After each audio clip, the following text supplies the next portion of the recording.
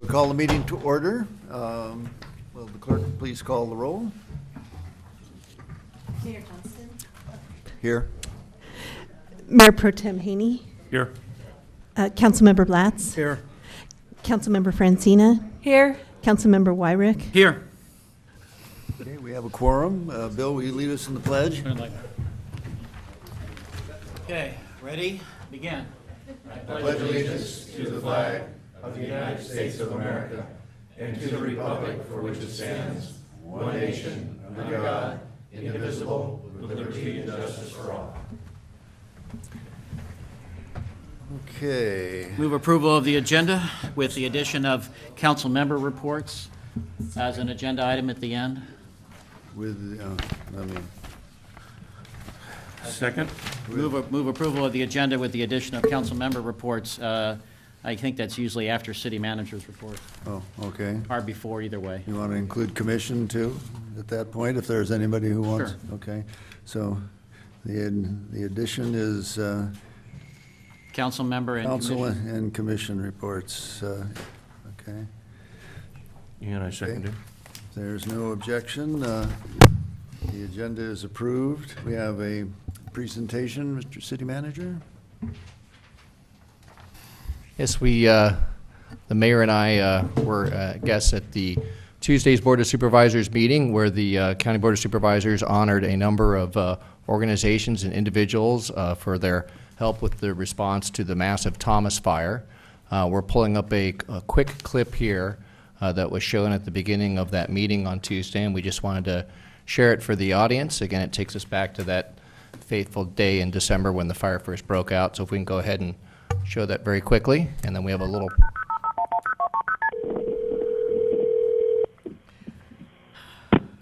Fire paramedics, what's the address of the emergency?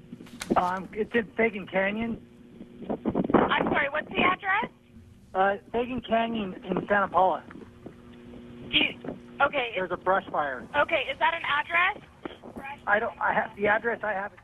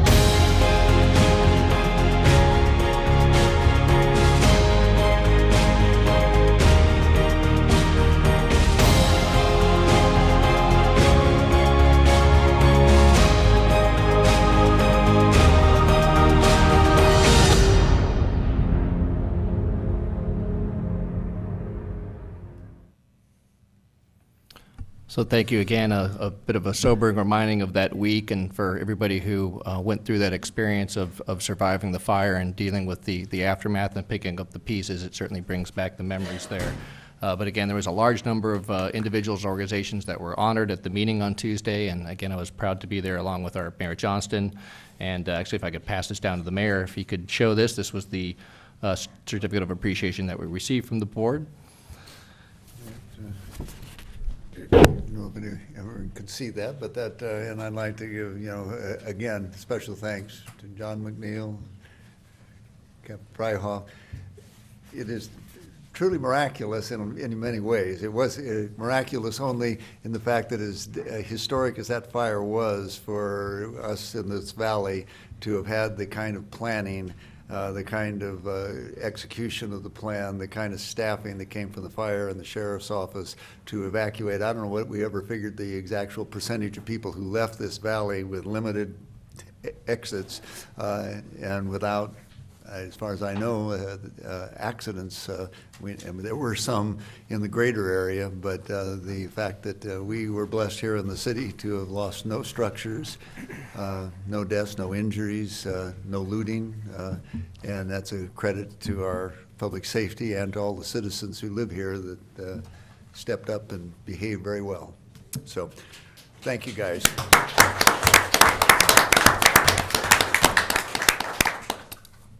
Okay, we have public communications, and how many cards do I have?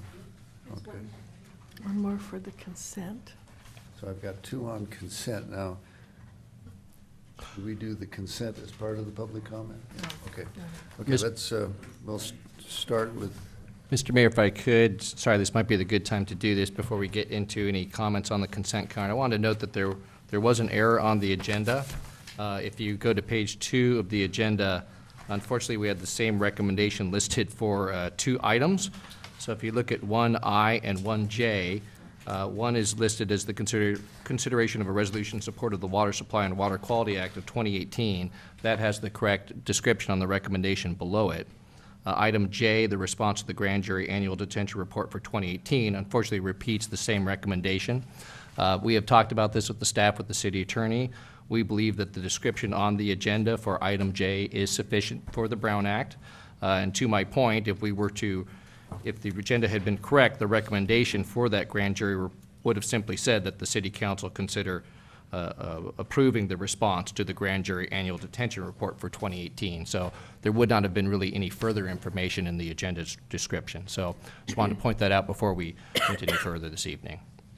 But we do believe that that is legal for the Brown Act. okay, is there some challenge to that, or was it just? No, just wanted to point out that the error was there, and in case there were questions on that, that staff okay. recommends that we could still go forward with that item tonight if council chooses.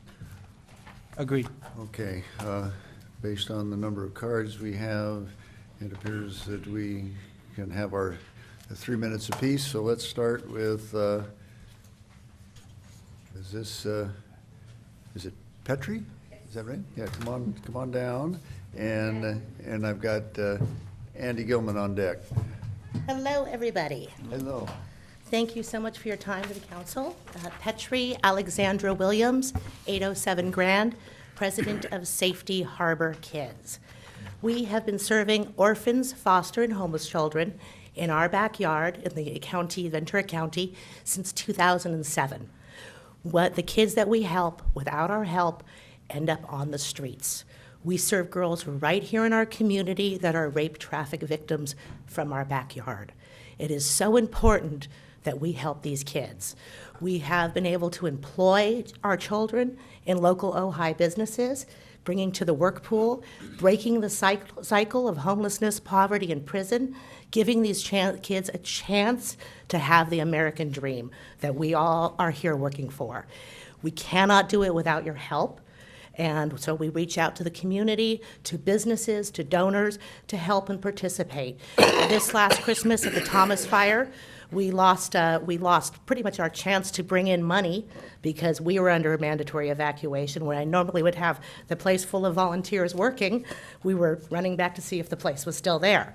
We still, despite that, we gave over 1,000 toys to the homeless, worked with the help of Ojai, made sure the children that lost their homes and didn't have toys and gifts, that the parents had gifts to give to their kids, because it's really important. It's all about the children. That's our future. So we are having, I'm sure you've seen the banner and the sign, and we've been working really hard. We get organic marketing out there in every way we can. We have our Safety Harbor Kids 11th annual concert fundraiser. That's going to be at Topa Mountain Winery. Due to the lovely Larry, who makes it available, the winery, for the community to have come and play and participate. He allows us to use the space for the kids and raise money for the charity. So we have Rainbow Bridge, who their natural food is coming and bringing gourmet meals for everybody and appetizers.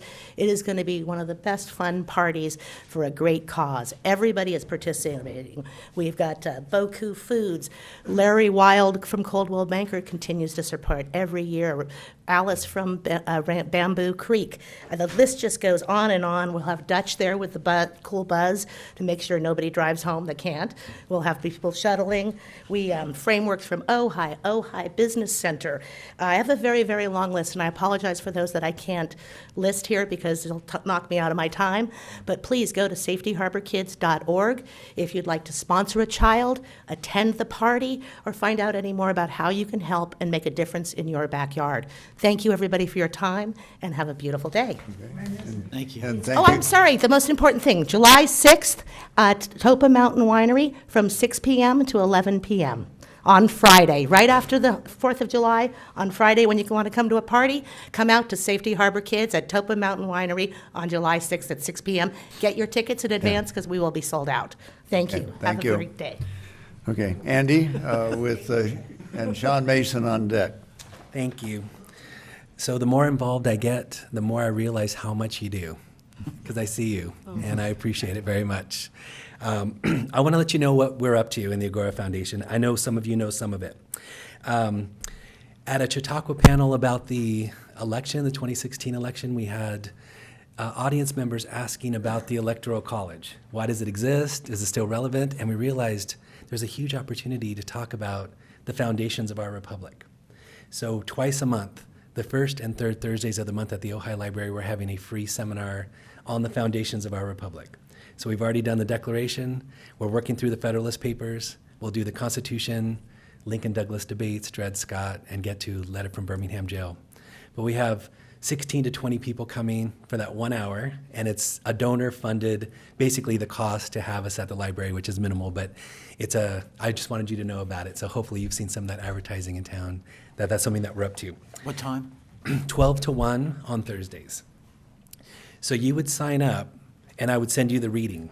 So we all read the same thing that has the line numbers on that because we try to stick very close to the text. What we avoid is what's happening in our government right now. What we try to stick to is like right now we're on Federalist Paper 10. What did Hamilton and Madison mean, in our separation of division or against faction? So we try to say it's very pointed within the text. The second thing we're doing is working with the Arts Center on their theater. So they have these amazing productions now. I know some of you have gone to those shows. And people like to read the play, go to the play, and then talk about it after. So on July 8th, we're going to do 33 variations. Go see the play, go to Azu after, have hors d'oeuvres and wine, and then talk about it with the director there. So we're trying to get much more involved in the community, and it's been great. But this is something specifically I wanted to mention, which is we always have these one-day seminars on these great books events, and we decided we're going to try a 4-day event at the Ojai Retreat, and it's humanity's role in the natural world. So there'll be readings like Thoreau, Emerson, some ancient science like Lucretius and Bacon, but then we're doing nature walks with people like Lanny Coffer. We'll have an astronomy night, but part of that event, so this one is paid, it's catered, and there's tutors and all that, but it'll be a small group, which it's almost full. But this is the one that I sent to all of you, which is a panel with Ojai's environmental nonprofits. That's free. Thursday, August 2nd from 5 to 6:30.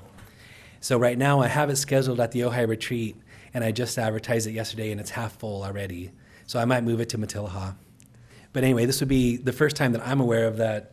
Basically, the executive directors for the most part of these environmental nonprofits will be on the same stage. Like what's your purview, how are you funded, how do you balance priorities between residents and the city and all that. So I wanted you to specifically know about that.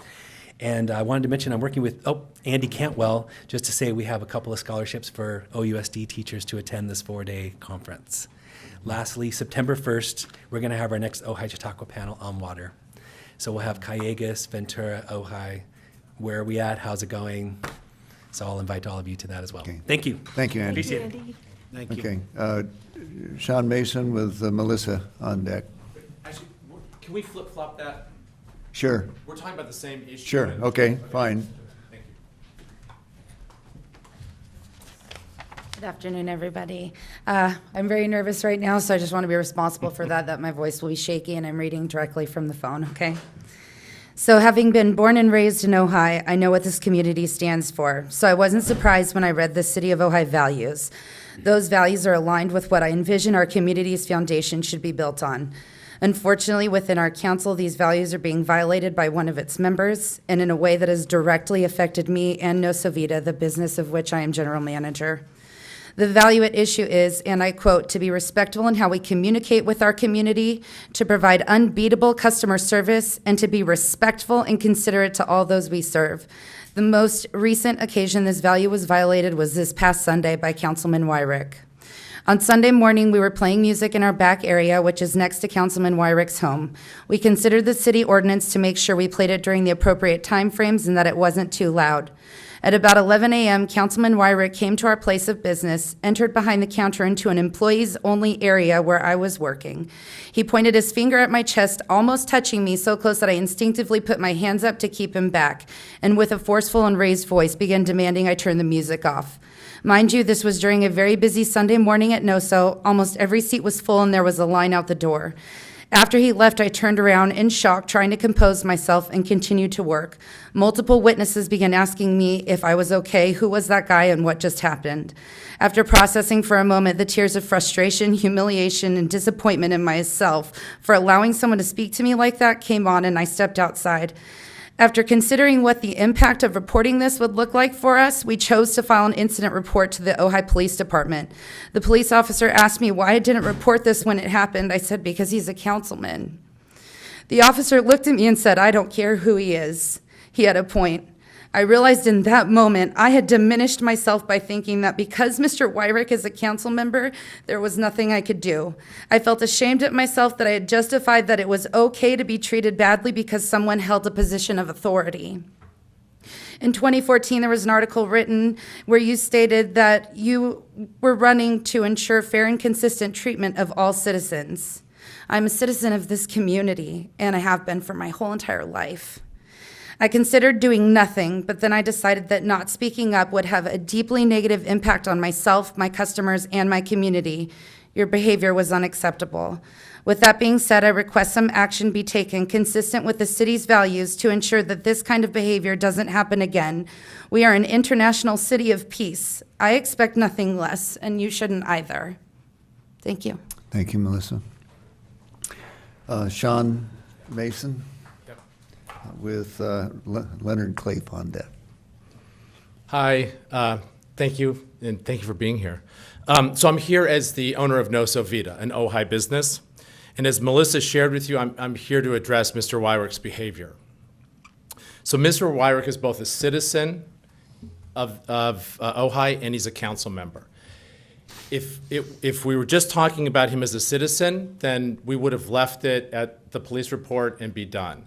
But he's also a council member, and as a council member, I think that he should be held to a higher standard.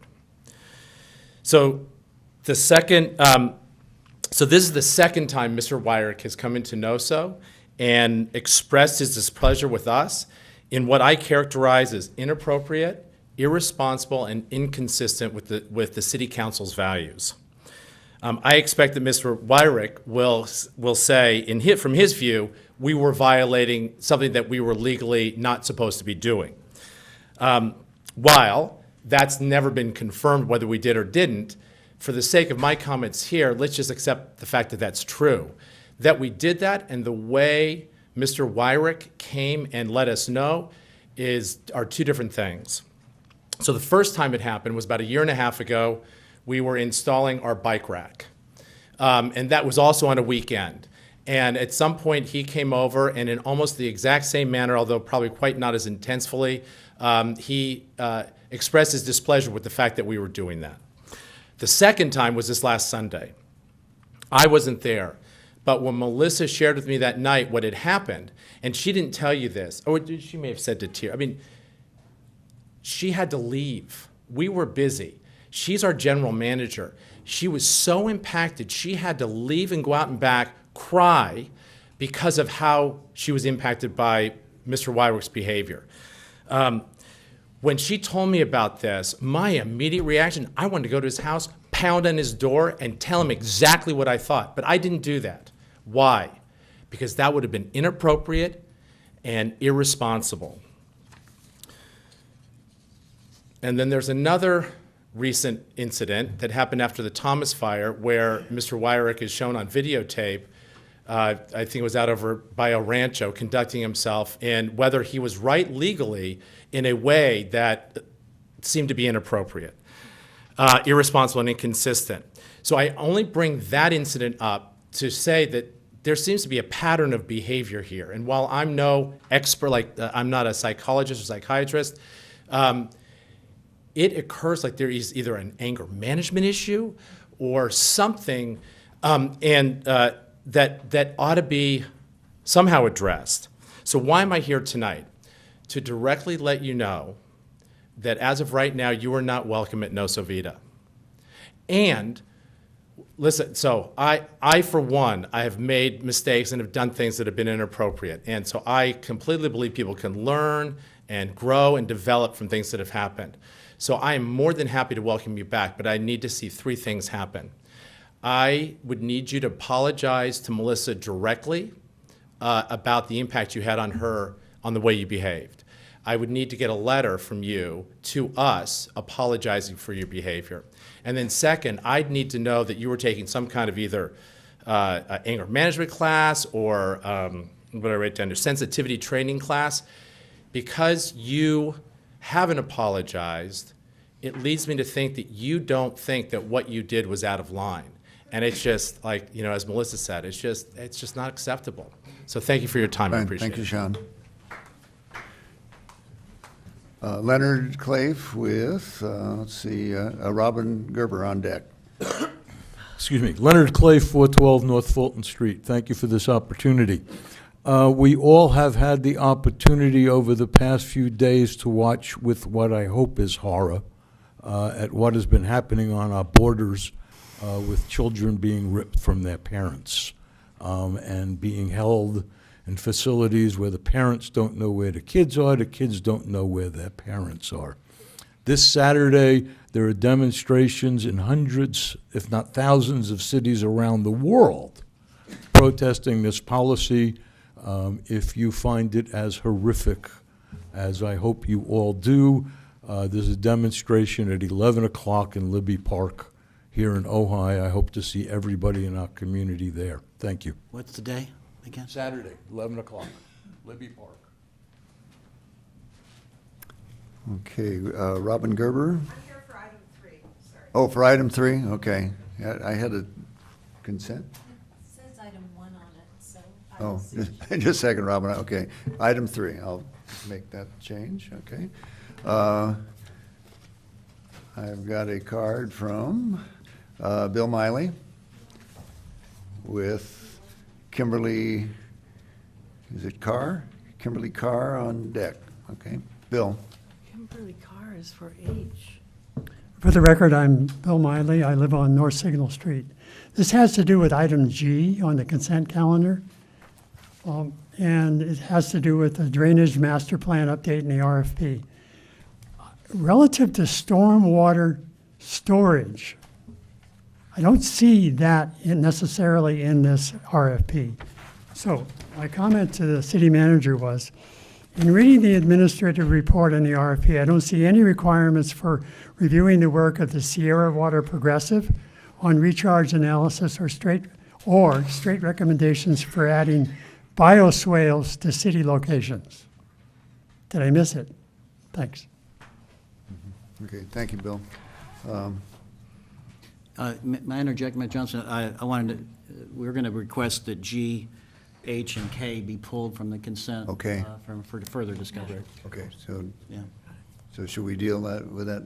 Well, When we reach that. Oh, okay, well, I have So if another. there's any other comments, we Okay, might there's want to one, save them for that. what was that Well, again? G, H, and K. G is the drainage master plan update. I think Councilman Haney and I wanted Okay, to so pull I've that. got a card here Further discussion. for item H on the consent. And H and K, we were going to pull those. I was going to pull those. Okay, three. I think then now we are a wrap then on public comment. Okay, we will move on then to our consent agenda, and you, I would move approval for A, B, C, D, E, F, I, and J.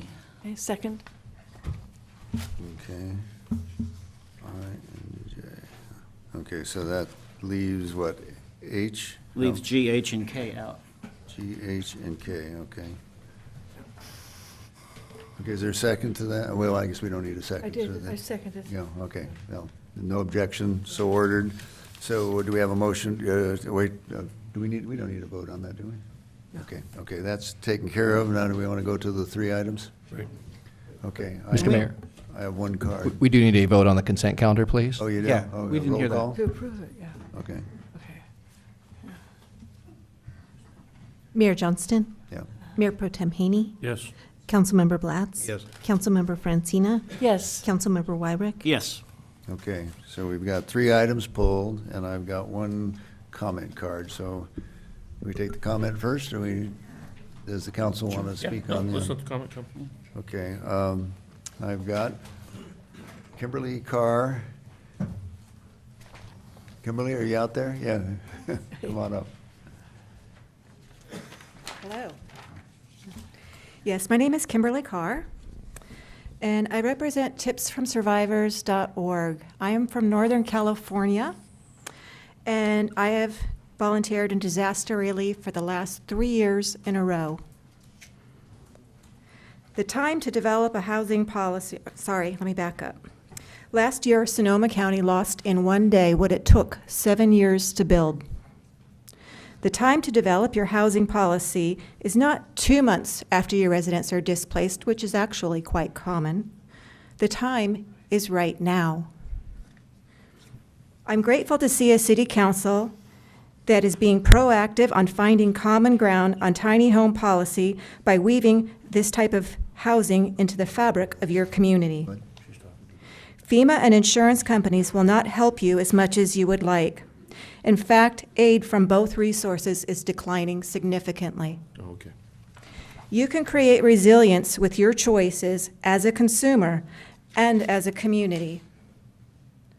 After a disaster, your local building department will hardly be able to keep their sanity with the demands on them for damage assessment and rebuilding in addition to the pre-existing tasks that they had. Now is the time to create a housing policy that recognizes tiny homes on wheels so you will be ready when the next disaster hits, not if. I've been witness to over 10,000 homes destroyed in the past 3 years and could talk to you about the experience for hours. I am a disaster survivor who almost died during my own loss. I know intimately that there are lessons from people that lost their homes that are never told because they are fighting for survival. That is why I am here with you now. After a disaster, the displaced survivors overpay on the remaining housing stock, which creates very serious secondary economic damage in addition to the homes that you had already lost. For example, as a result of our fires in Northern California, a cashier at a grocery store, who is a fundamental part of the fabric of the community, lost a quarter of their income to increases in rental prices after the October fires. It now costs this same person 3/4 of their income to afford a 1-bedroom apartment. You can avoid this problem by the choices you make today and in the future by allowing tiny homes.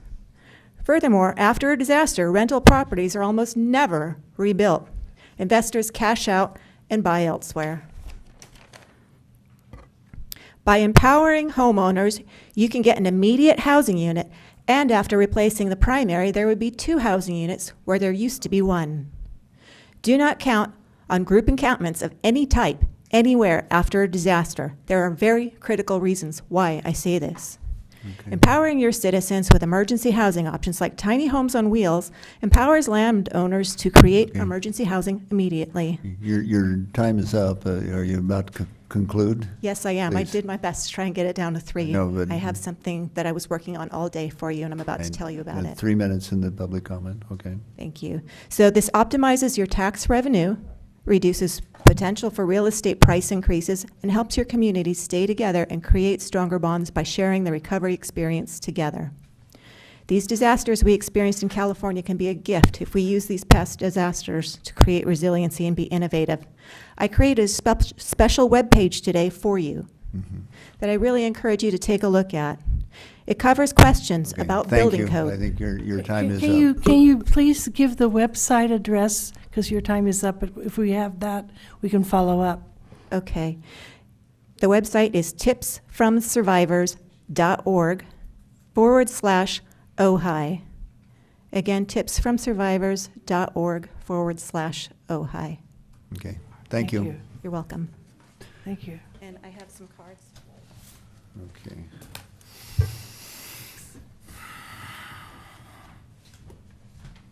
Okay, to the council, you pulled 3 items? Yes, we want to start with G? Yeah. All right.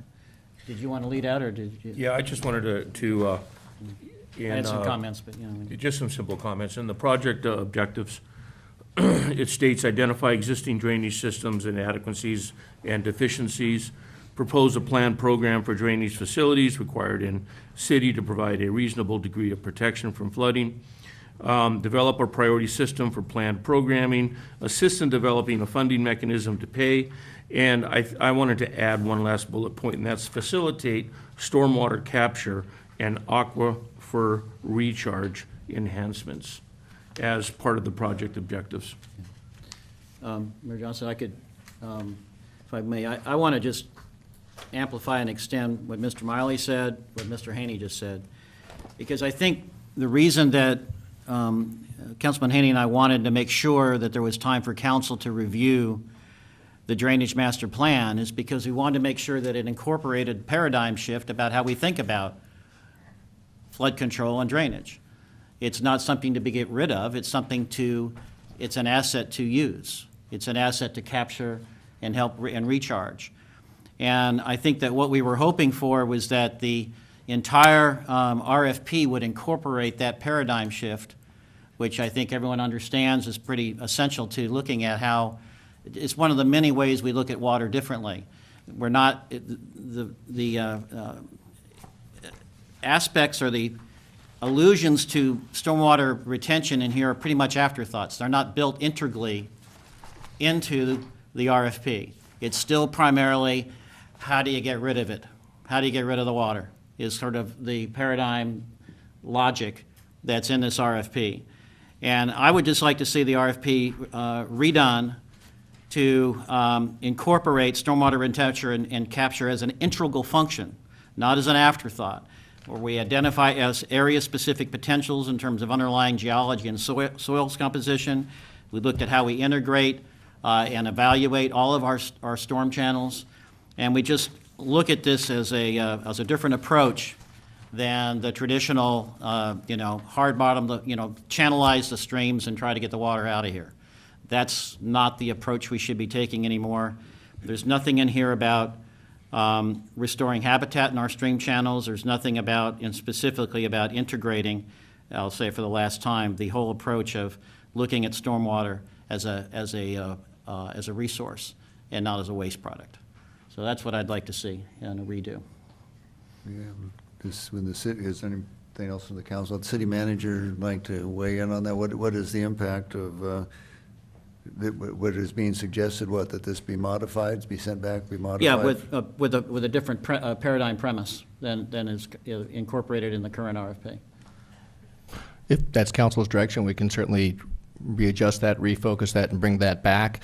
I do want to note, although I understand that it's probably not going to the extent that I'm hearing from the comments this evening, there was one section in there that does refer back to that we would be working with Sierra Watershed Progressive on the stormwater capture and retention, but I understand what I'm hearing from the comments here is you'd like to make that a higher priority within the RFP. And integrally built into the whole approach. Okay.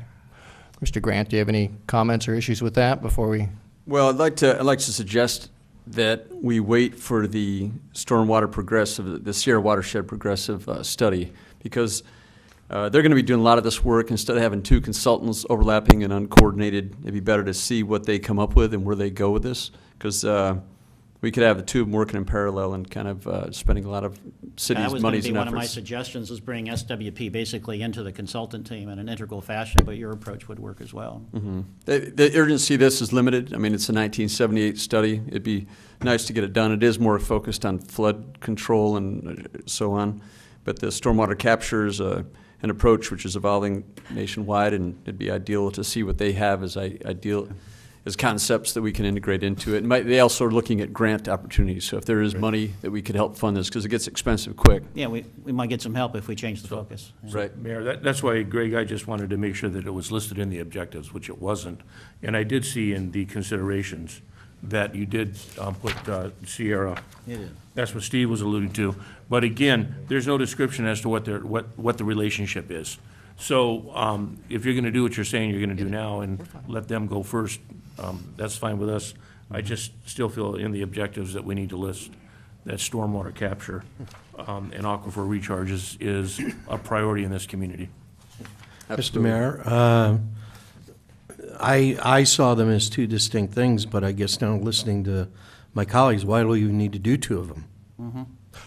Well, I think the distinction there is that some of this has to do with flood waters and, because again, we're not going to be able to sink and trap everything. So part of it is, and help me out here, Greg, in terms of how we manage surface flows and how we plan for that accurately and make sure that we have, and again, it's all working together. It should be all working in concert, but everything from our whole storm drain system and all that too. But I thought that's what the other organization, Sierra, was supposed to be doing. Well, they will be focusing particularly on.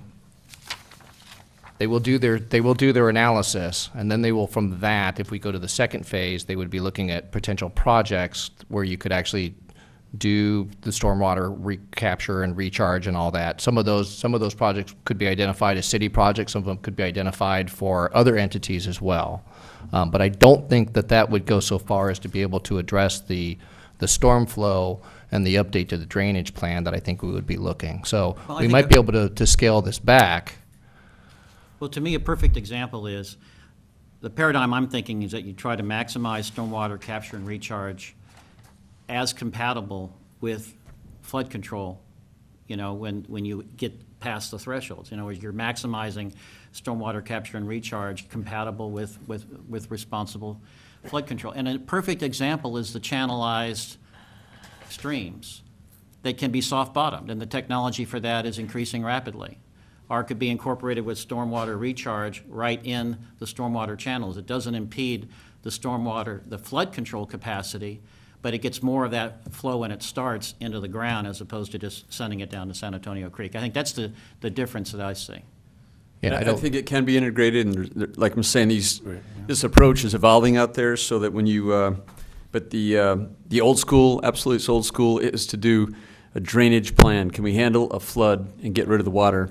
But we're talking about trying to capture and infiltrate and recharge groundwater. That's a subtlety that's developing. There's a lot of grants out there, a lot of money, and it's possibilities for it, absolutely. It's kind of it is somewhat separate, but if we want to try to integrate it in there, for instance, we're looking at right-sizing all the piping and finding deficiencies in our system.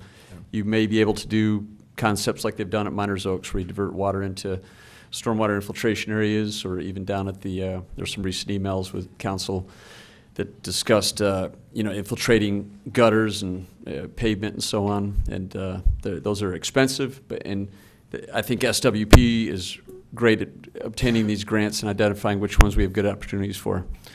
Okay, so we're going to hold that, and you guys can work with Public Works and the city manager to be sure that And everybody SWP. understands and incorporates whatever you feel is appropriate, and the cost. We need to kind of, I think what Paul's suggesting is that if we're doing two things that are pretty much overlapping, maybe we should see if there's a way to economize on that, okay? I have a question. Have you ever visited Connor Jones' East End Eden, in the East End? Because you could look at his ponds. Mm-hmm. It's amazing. Actually, I have been up there, yeah. Yeah, Mhm. okay. Thank you. So we'll basically delay this for 6 to 8 months till we get SWP's work complete and integrate it. Thank you, Sounds Greg. good. Okay, no, are we going to, did you have a third one that? Oh, we had What G, happened- H, and K. Yeah, but something happened, it was out of order. Kimberly Carr spoke on H, and then we went back to G. So where are we now? Okay, we took Kimberly's comment out of It's order not only your fault, because it's it not was your coming fault. from the public to comment on the items that we had pulled and not realizing that alphabetically we. Yeah. So we've now taken the drainage. C, D, E, F, We're on so- K. H, we're on It's H. okay? Yep.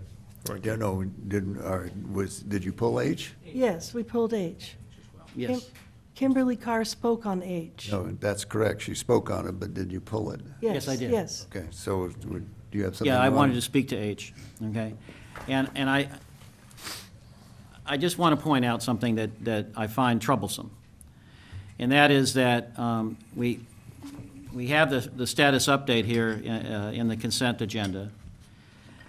But not included is, to me, the overarching importance of the fact that the actual resolution of council that asks for specific information by a certain date is not in this staff report. And I think that's the kind of thing that is troublesome, because that should be included. Include Planning Commission minutes, but not the minutes of the City Council meeting. Or on March 27th, we I made a motion seconded by Councilmember Francina, basically to put a certain priority on the tiny home deliberation, asked for specific information to be brought back to council, and had a specific date for that to occur. And there's a number of things in here about why the council timeframe has not been met, and understand there's always issues. But I think just for completeness, the staff report should include the underlying authority here, which is first and foremost council direction and council setting of priorities. That's direction that goes to the Planning Commission, that goes to staff. And again, March 27th, a number of specific pieces of information were asked for. And I am not sure that either the staff nor the Planning Commission took that as a serious setting a priority in terms of time. There's a number of things that are listed here as issues as to why in June it had to slip, and I accept that and understand that. But I think at stake here is frankly this council being taken seriously in terms of setting priorities and having staff at the Planning Commission accept those as overarching priorities. So I just wanted to comment on that I was not pleased to see that we have Planning Commission minutes in here, but not the council minutes that specifically ask for information to be provided by a certain time and a date for that to be done by. So I just... Are there other comments regarding that? No. I would comment that when the council asks for something, it is not necessarily an order and a drop-dead deadline, because things come up and there are problems or there are issues. And in this case, I believe it was a 3-3 kind of a decision made at the Planning Commission. If we have something that's time-sensitive and urgent, I could see why we would then bypass our commission and go ahead and deal with it. I'm not sure that's what we're dealing with here, so difference of approach. I wanted to push back a little bit, because the resolution on March 27th asked for the Planning Commission to respect a certain deadline. Also provided specific questions for staff to get back to us directly with in terms of certain information, and it wasn't difficult. We directed staff to provide a projection of how many tiny homes might be expected in the city should an ordinance allowing be enacted, as well as potential impact on property tax revenue. Those are not hard questions. I understand that, Councilman Wyrick. Okay. Well, now, and we did ask, and the issues we might have with staff and their performance, I think probably are better dealt with through the city manager at a different time. We understand the concern, and I think the Planning Commission's probably heard your comments, and that's so that hopefully But again, my basic point is that if the resolution of council should have been included in the staff report. Right. Okay. Okay, any other comment? If not, so now where are we? Are there any no other public comments? Have no more cards. Move to approve those additional items. We have one more. Oh. Yeah, there's K. Okay. Well, I would move to receive and file the status report. H, get that handled. Okay. So just for make sure the audience knows that the Planning Commission is expected to consider the item again on July 18. That's still the status, correct? That is correct. Okay. That is still the status, and we're working very hard to meet that deadline. Okay. Moved and seconded to approve Receive and file. H on the consent agenda, and without objection, so ordered.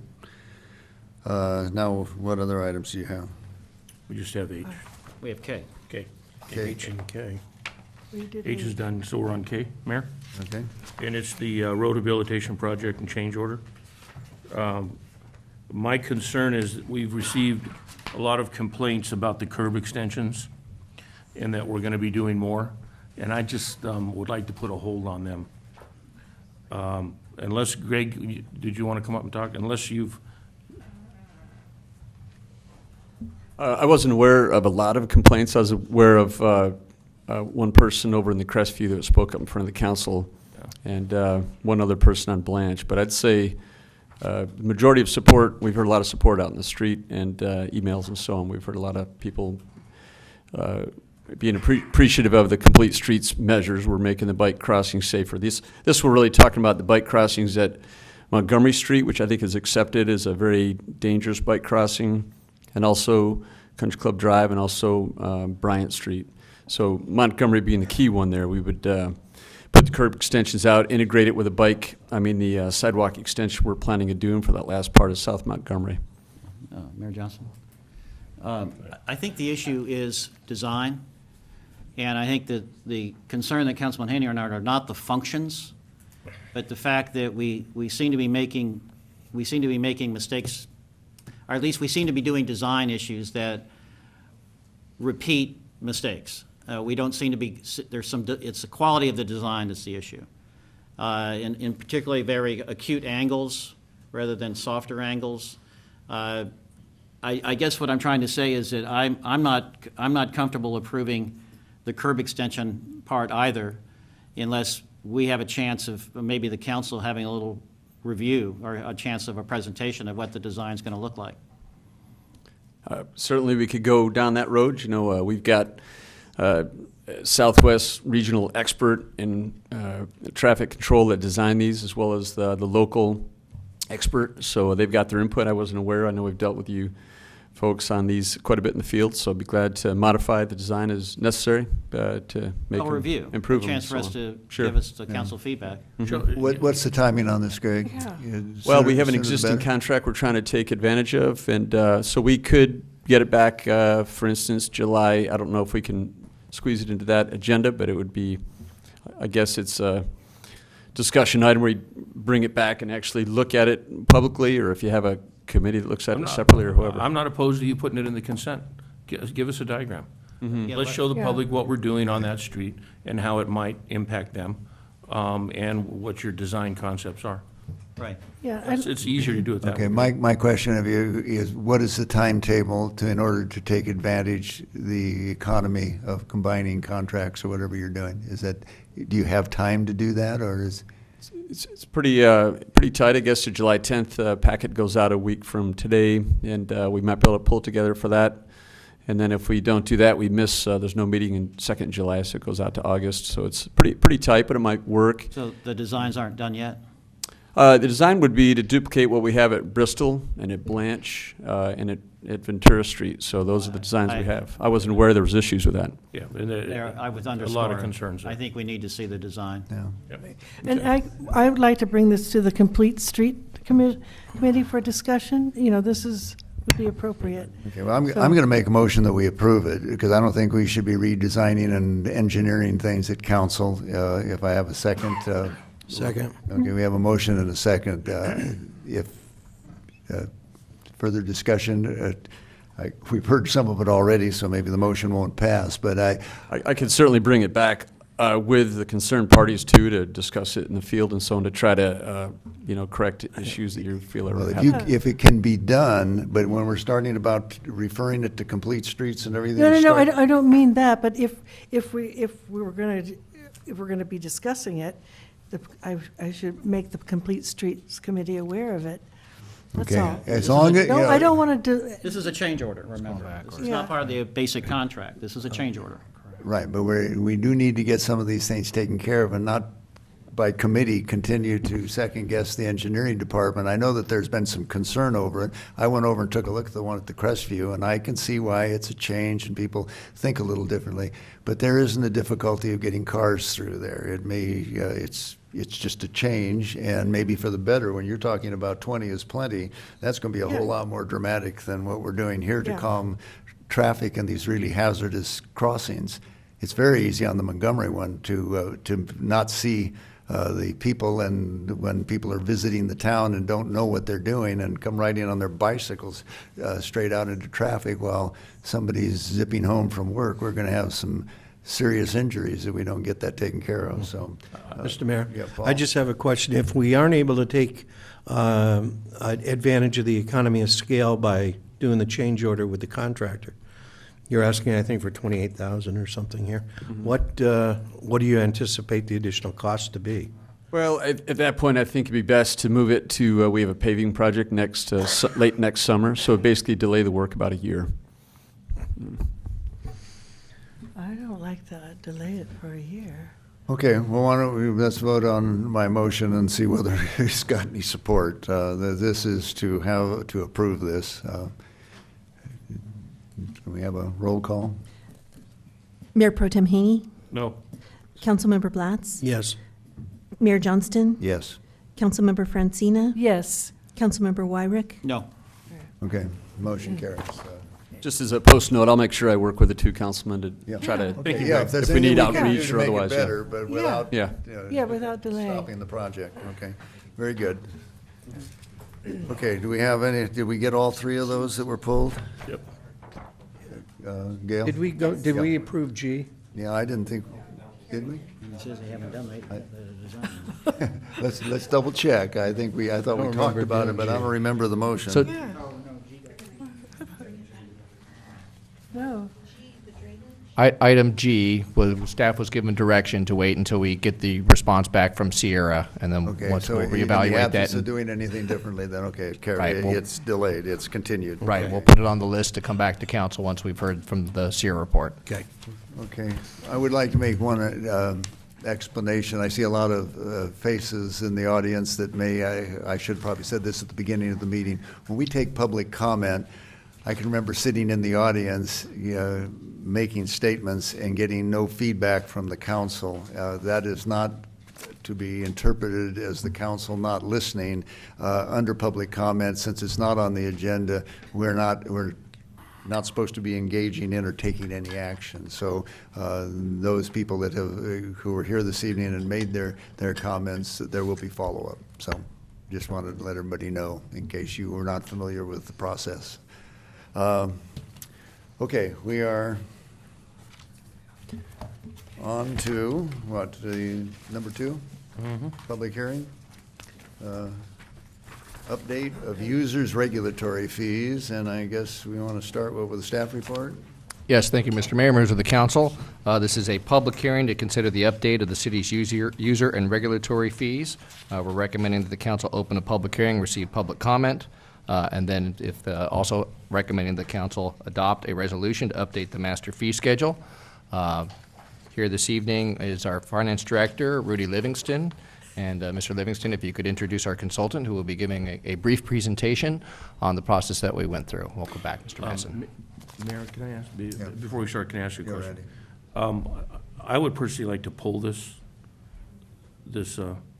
public hearing and make it, conduct this hearing when we can have the CDD director available and the building official available for Q&A. I would Along agree with your presentation and along with Rudy's input. But I agree with that. I read 15 pages of this and I have 20 questions, and most of them relate to the CDD director and the building official. So, Would you object to him, since he probably traveled to get here? right. He can do the presentation and then Okay, continue. let's go through the chair. Okay. I would like to ask the question of the city manager, what complications does that create?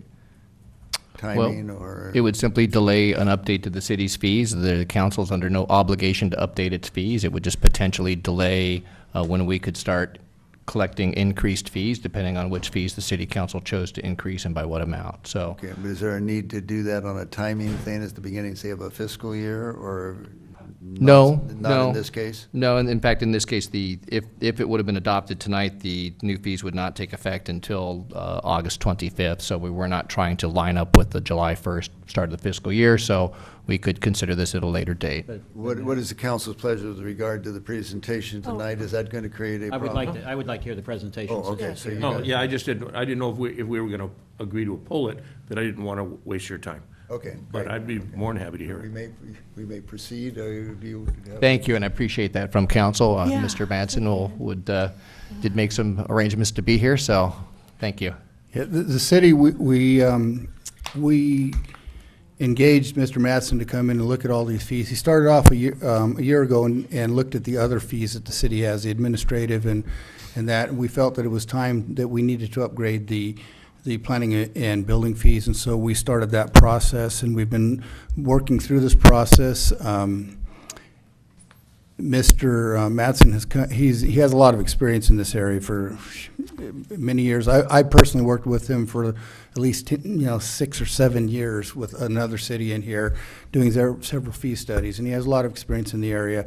We worked with the folks in the community development department, including the community development director, who is not able to be with us this evening. So, and he and Terry were able to go through and bounce questions off each other and things. So with that, I'll just let Mr. Manson go forward with his presentation. Okay, now, at what point do I open the public hearing? Or There are we, how does that fit into this? The council may hold the public hearing this evening and receive comments. It may also continue the public hearing. Given that, just as Mr. Madsen made arrangements to be here, the members of the public may also have done so. I would recommend receiving public comment this evening, depending on how much you have. Do I open the public hearing before or after the report? After him. Okay. You're on. Mayor, members of the City Council, thank you for allowing me to speak with you this evening. I will move efficiently through the presentation and make myself available for any feedback or questions you have. I would love to hear them in case, even in the event of a continuance, we could digest your feedback and figure out any refinements or modifications that might be beneficial to the city. Okay, thank you. So, as Mr. Livingston mentioned, our company sets fees for communities throughout the state. We were here a year ago. We set some fees for the city of Ojai, encroachment permit fees, some facility rental fees, and now the city's moving through its fee schedule and saying, can we look at planning and building fees? So this evening I'm going to provide an overview of the findings of that recently completed study. And just to make sure we're speaking the same language, when we discuss the concept of fees, or user fees, they're commonly called regulatory fees, these are fees being provided on behalf of a specific, or services being provided on behalf of a specific person or entity, or being requested by that person or entity, as opposed to services that Ojai provides to the community as a whole. So when we think of Ojai services provided to the community as a whole, we think of public safety, public works, parks, those kind of services, versus services that we can identify as, hey, there's a specific beneficiary there. The reason communities perform these types of studies is to ensure that the fees collected do not exceed the community's cost of providing services, but also to enable more direct recovery of costs that we identify as like a direct recipient of benefit.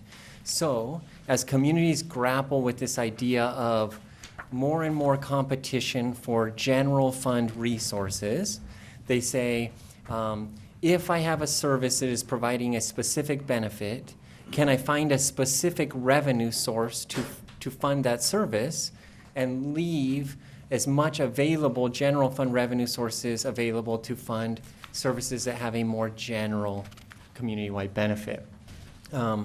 Additionally, communities, the citizens of the community, have service level expectations. So they say, in Ojai, we value our rural residential feel, the way we plan, the way we prioritize our development, the things we think about before we say yes to something. That's what the citizens say. So we want to be deliberate about what we say yes and no to. This allows fees, communities use fees as a way to say, hey, if this is the level of service we're asking for, then let's collect revenue to fund that service level expectation. So the feedback we get from the development community is that there is this consistent idea of, yes, as a development community, we understand that cities are going to ask us to pay our fair share. We're not opposed to paying our fair share, but what we want to do is say, what is the service we get for that payment? So are we getting turnaround on our projects? Are we getting the assistance and the customer service that we're hoping for? That kind of thing. We collect fees to try and enhance that service level expectation to align those two things. I mentioned the idea of multiple categories of fees. So if you look at your fee schedule, it's many, many pages. Communities have encroachment fees, facility rental fees, police fees, fire fees. today we're talking about building and planning fees. We think of this as like plan review, site inspection, and then sort of conceptual review of projects that may or may not come to fruition, but would this comply with the city's zoning code, things like that. Over and over, as we give these presentations, we use these phrases, cost of service and cost recovery. So I want to outline those two concepts. And cost of service, what we think about is really, it's the primary driver of these activities is either city labor costs or contract service costs that function almost in place of city labor. So it's partnership. In Ojai, we use a combination of in-house staff and contract service providers providing specialty services. So we try and value that time. How much time do we spend providing fee-related services? And then we can say the value of that time is X. Maybe the value of that time is $150 an hour or something like that. If I spend an hour of time on this activity, it costs me as a city $150 to provide that service. That is my cost of service. The cost of service represents our legal ceiling as a community. Then, once we know the cost of service, we can make policy decisions about whether we want to recover up to that legal ceiling or some amount less than that. So cost of service says, as a community, we are recovering the full cost, or 100% cost recovery says, as a community, we're recovering the full cost of providing those services. If we decide to recover less than the full cost of service, the cost is still there. The cost did not change. It's just the revenue source for funding that cost changed. We decided I'm going to have it funded in part by the service recipient and in part from some other city revenue source, which would most likely be property tax dollars or sales tax dollars, some form of general tax revenue that comes into that general fund is going to get used to offset some of these costs. So now Ojai specific, what we see in Ojai is that there is under recovery in both the planning and building functions, but it's more significant on the planning side of the shop. That's not uncommon in California. Planning typically recovers less than building. So where communities say, I'm really targeting full cost recovery once a development comes to fruition and we're actually putting sticks in the ground, in this hypothetical phase, in these early stages of the development idea, we say, I want to collaborate with you. I want to try and figure out if this is feasible in my community, and I understand that this may be some significant effort, and I may choose not to recover all of those costs, or I may have certain community values and principles that I hold dear, like allowing you to appeal at less than the city's costs of responding to that appeal and considering that appeal. Or saying, I really want you to come to me before you decide to trim a tree.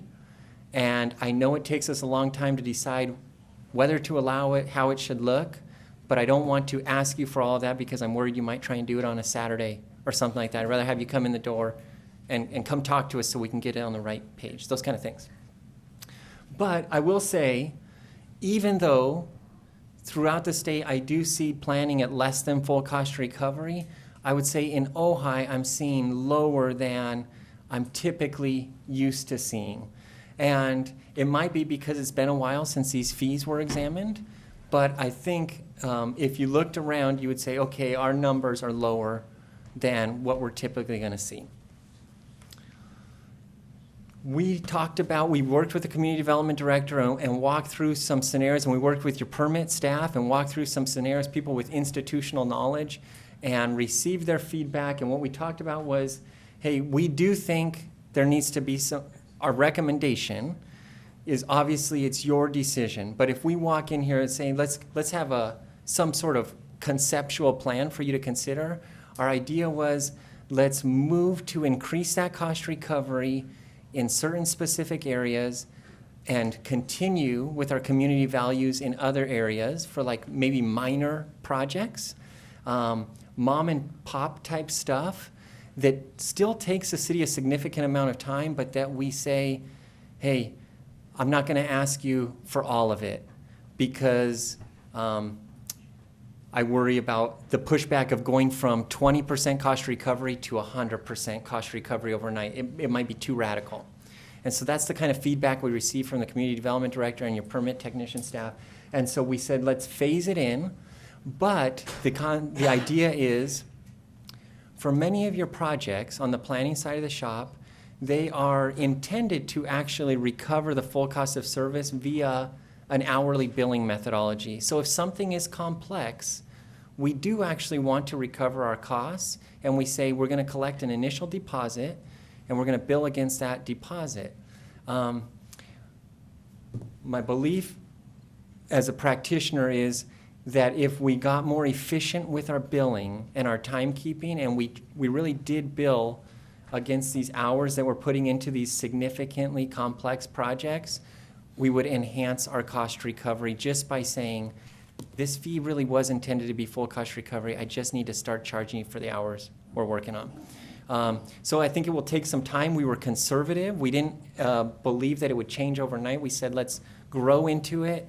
Particularly, the city just implemented a new permit tracking software and permit tracking system that should aid in that. So we're hoping that some things come together and it helps this process. On the building side of the shop, communities really are targeting closer to that full cost recovery mark when possible. Again, we do think that's where we would want to go as a community. Based on what we see throughout the state, it's just the idea of, can we get there in chunks and sort of see, hey, what happens with this first move? Do I have any unintended ripple effects? And how does it correlate to our new permit software? All of these kind of things, try and say, let's phase it in and make progress. If we made these kind of moves, our anticipation is that there would be $100,000 in new general fund revenue, but it would not be, what I want to iterate is, it's not, there's no concept of additional services in here. It's just recovering more of the services we're already providing. So it's not saying, I'm paying for a new cop or anything like that, or I'm adding a new body. It's saying, I know today it costs me X and I only collect Y. If I up that, I'll just recover a greater share of X. That's what's happening.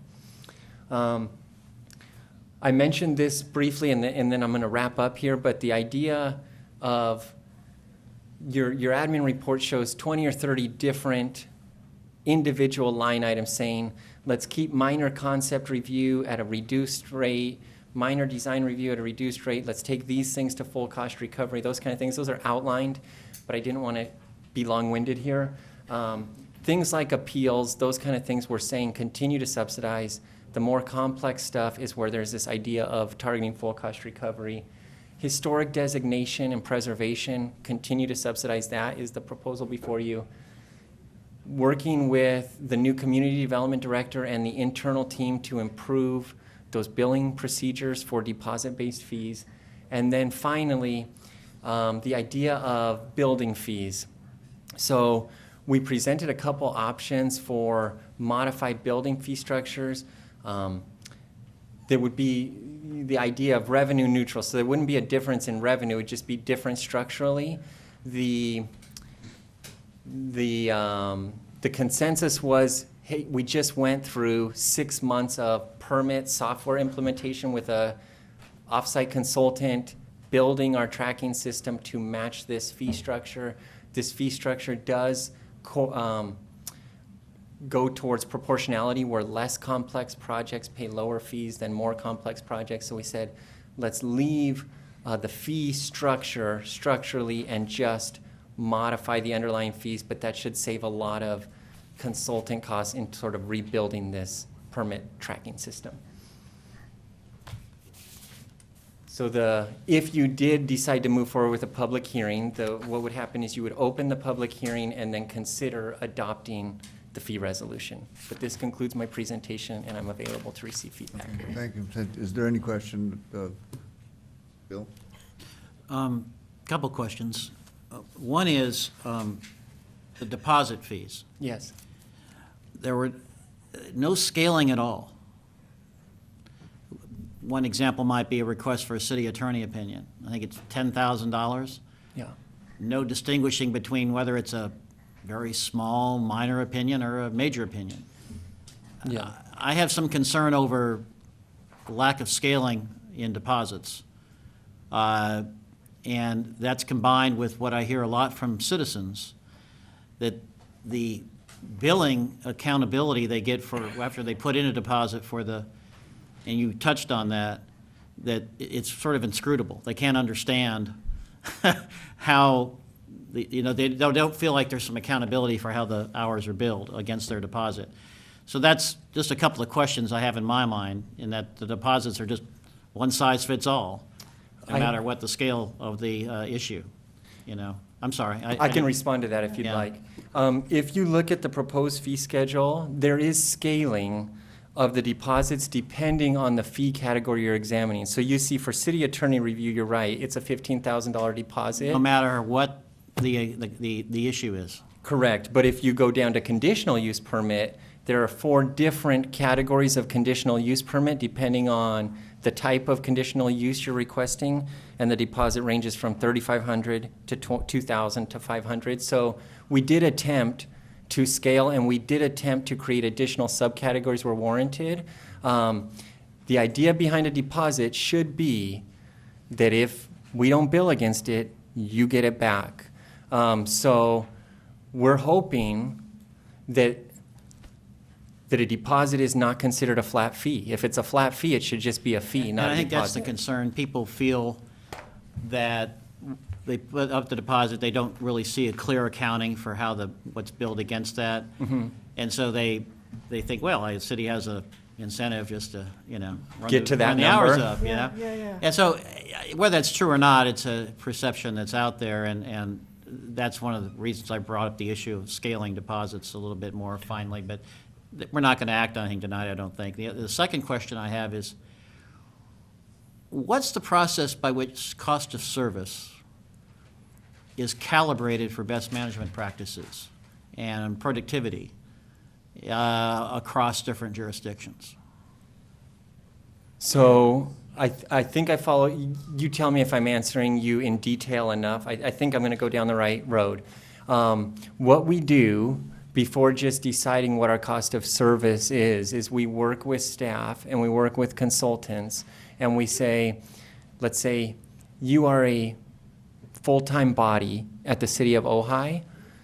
Tell me about your day-to-day responsibilities, and what of your day-to-day responsibilities falls within the realm of fee-related work versus non-fee related work. And so then we can exclude non-fee related activities from our buildup of cost of service. Examples of this would be if I am involved in punitive code enforcement. So I wear multiple hats, and one of my hats is finding violators. I want to identify my cost of finding those violators and get it out of this cost of service for fee purposes, because I want to recover costs of providing fee services from people who are trying to comply with my regulations. I have to find an alternative revenue source for that. So we do that throughout the study. Then we ask a second question of, okay, now we know what your world is made up of in terms of fee-related versus non-fee related. And examples of non-fee related might be your city engineer might be working on city capital projects or something like that, non-fee related versus fee related. But then we say, now tell me about your ratio of time between indirect activities and direct activities. So am I departmental supervision versus a field inspector? Our expectation is that a field inspector says, I'm out in that field for several hours each day, and I don't have a lot of supervision and management time, those kind of things. So we look at proportionality, we look at ratios and say, does this line up with other ratios I see? And I can tell you from our perspective, there was nothing that jumped out at me as radically wild in Ojai. The only thing I did notice is that in your contract service providers for the planning, the contract service provider hourly rates initially felt a little high to me, but I thought, okay, you are a small community, and so you're looking for basically one body to provide specialty services, right? We're looking for somebody that can wear many hats instead of a city of LA where you can have junior, junior, junior, intermediate, intermediate, senior. You have all these differentiations. So we walked through with the building official, felt comfortable with all their answers in terms of service hours. The contractors are really direct service providers, and so there wasn't anything that jumped out at us, but that's what our exercise was. Yeah, I think that's all, I mean, that's partial answer to what I was Okay. looking for. What I'm also looking for, though, is task X, and Yeah. a lot of different cities do that identifiable task X, whatever that might be. Yeah. And what is the efficiency standard for that? In Well- other words, are there any published surveys of what cities ought to be targeting, especially cities that are engaged in best management practices, for how much time they take to do task X, and a way of evaluating whether we're doing that? Because we've had some management audits that have indicated we have some issues there about a year and a half ago or 2 years ago. So Where's the quality control productivity standard where it's not just internal what people's time is being spent on, but are they spending their time wisely? So I follow where you're going, and now I can tell you this is not an efficiency study. This says, with the resources we have today, this is what it costs us. Are there I am not efficiency qualified studies to do out any. there? This is the cost recovery. Yeah. You got it. It's cost recovery. Are there efficiency studies out there anywhere for municipal services? Well, when I hear questions like this, what frequently comes up from like my expert staff on the ground level in different communities are, let's say, we identify something called design review in Ojai, the word design review. And we say this is a 20-hour process. Design review in Ojai may encompass 3 or 4 things that another community says, this is architectural review, and this is site plan review, and it's the sum of this plus this plus this, but in Ojai it's all one. So they're saying you have to be very careful in terms of deciding that we should match their hours or their fee, because as communities and as departments, we hire a community development director that says, we're going to call this, this, and it encompasses this. Okay. That's All right, let's wind this So up. Mayor, I had Randy? a couple, just while we're on this, No. while we're on the, this fee deposit Yes. structure, when did that get integrated into cities? 5 years ago, 10 years ago? Well, I don't know when it got initially integrated. I can tell you that for a while it was gaining popularity, particularly in communities that were facing significant pressure to recover costs. So the idea of, I need to bill for every hour. If you're using my time, I got to bill for it because we're having staffing shortages, those kind of things. You have the option of moving to flat fees, so you're not required to do time and materials billing. You can move things to flat fees, but what we recommend is, we recommend flat fees when 6 out of 10 times we believe there's consistency in this service level effort. So if 6 out of 10 times this is going to take me 4 hours, a deposit may not be the best use of your resources because you're having to administer all those deposits, but if you say 8 out of 10 times this thing is going to go like this, then a deposit is a good use of fairness. It just increases the burden on your team to manage those. So going back to that, how much time? We're a unique community. Yeah. We're small. Yeah. I don't think we use the word develop anymore. Mm-hmm. So when you were looking at us as a unique environment, Mhm. did you take into consideration the fact that that's what we are? We're a remodel or a renovation or a community that does more of that versus a community that has 400 houses going in this year and 1,000 next year, and because that would help you make these determinations as to what's the best way to do this fee. Do I want to put a deposit? Do I want to require someone to put $75,000 down Mhm. and bill against it? When someone's doing a small remodel of $25,000 or $30,000, Mhm.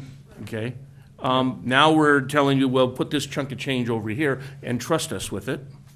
When that person's saying, God, I could sure use that money to trust me with it to do my development, or my redo, or my Yes, renovation, or my. Yeah, I follow. So I was just wondering how much time was spent actually looking at us as a unique community and environment? I can tell you, I absolutely thought of Ojai as unique, and it was based on staff feedback where they said, you need to treat us as unique. We have significant community involvement. We have our stakeholders. We value the fact that we have a full council chamber says something, right? So it was not, I did not. It's a normal council meeting. And this is not my normal. Yeah, I no, work it's for not. populations 100,000, and I see 6 or 8 people. So this is encouraging. So I will tell you, absolutely, you were thought of as unique. And the things we heard were, when I saw the 21% cost recovery, I said, is this for real? And the feedback I got was, absolutely, it's for real, because we're emailing back and forth. We're spending a ton of time trying to help these people through this, and we're not asking them for every dollar. We don't charge that email time right now, but we want to start getting better at recognizing, look, this isn't 15 minutes of my time. This is 15 hours of my time, this back and forth stuff, because I'm trying to get it right because of the community input and dialogue. That's part one. I did not treat you like a tract home community. Your fee schedule looks different than a tract home community. And then my final comment for you, in case it matters, in terms of your ultimate decision-making purpose, when you do use contract service providers, you do take more risk as a community if you move to a flat fee structure, because your contractors are going to bill you some dollar amount. And if you say, I've set my fee at $800, you're paying that contractor for whatever number of hours, but you are frozen at your 800. So communities that use contract service providers frequently use a deposit-based structure because they say, I'm willing to lose on my own internal staff time if I need to, but those contractor costs, I want to be careful eating too many of those, because those are a direct new outflow to me as a city.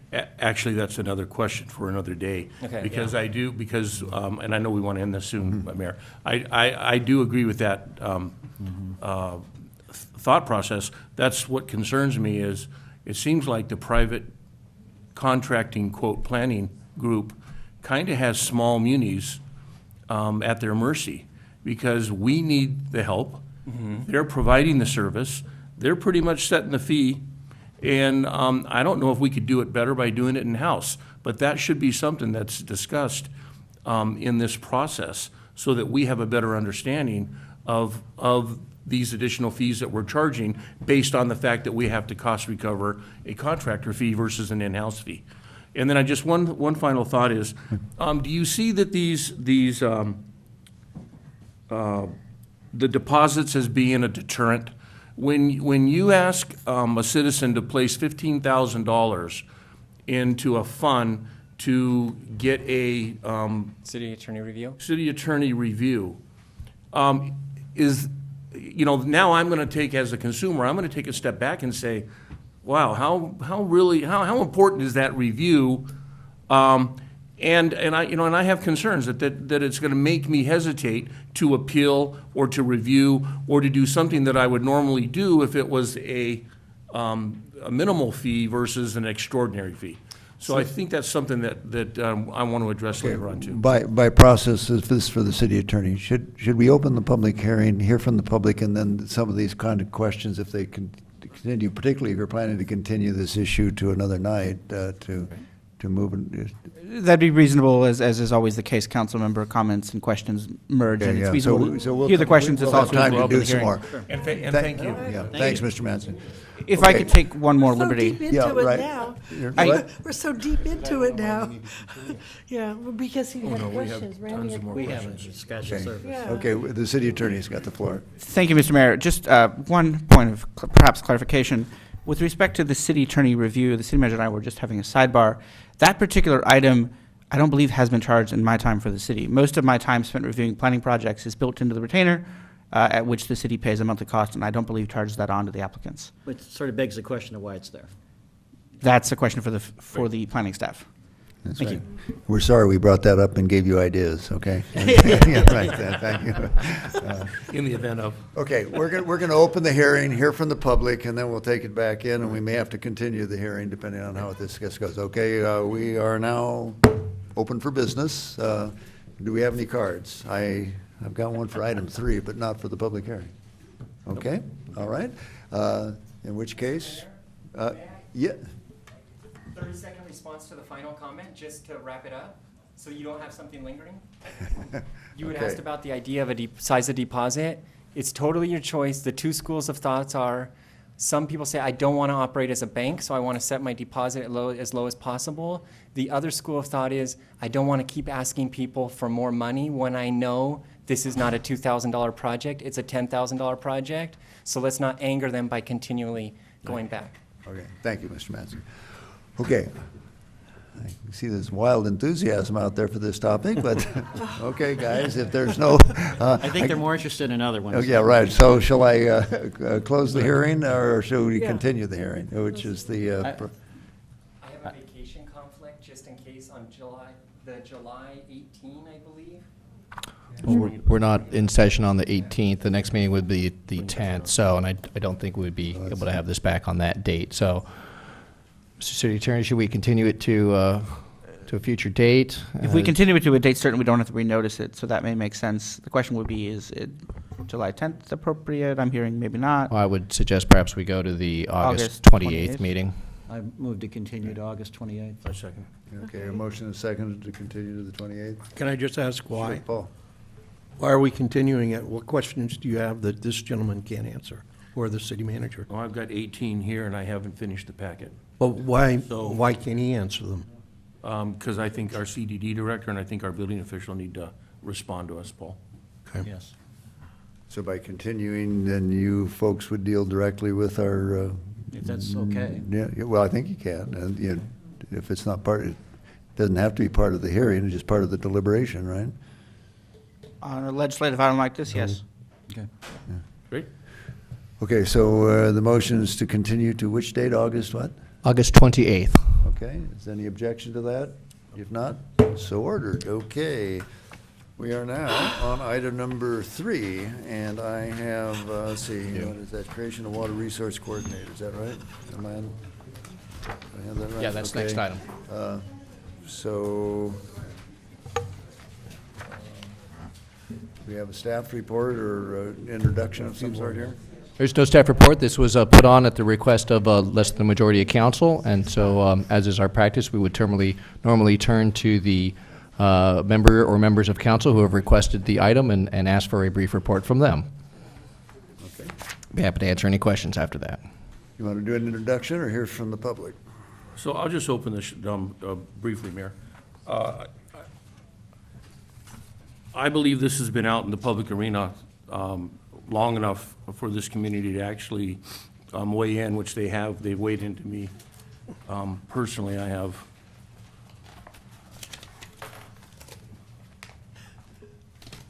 at least 75 or more responses in favor of this position.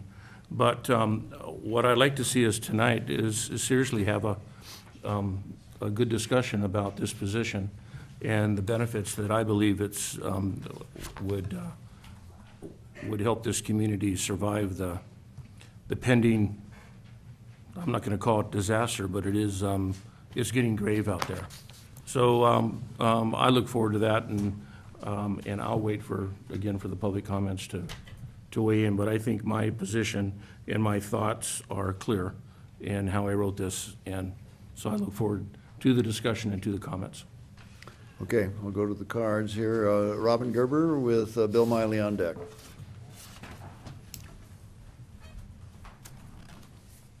Hi, Robin Gerber from Termina Lane.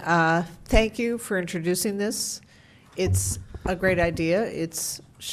Could have happened sooner, but we're glad it's happening now.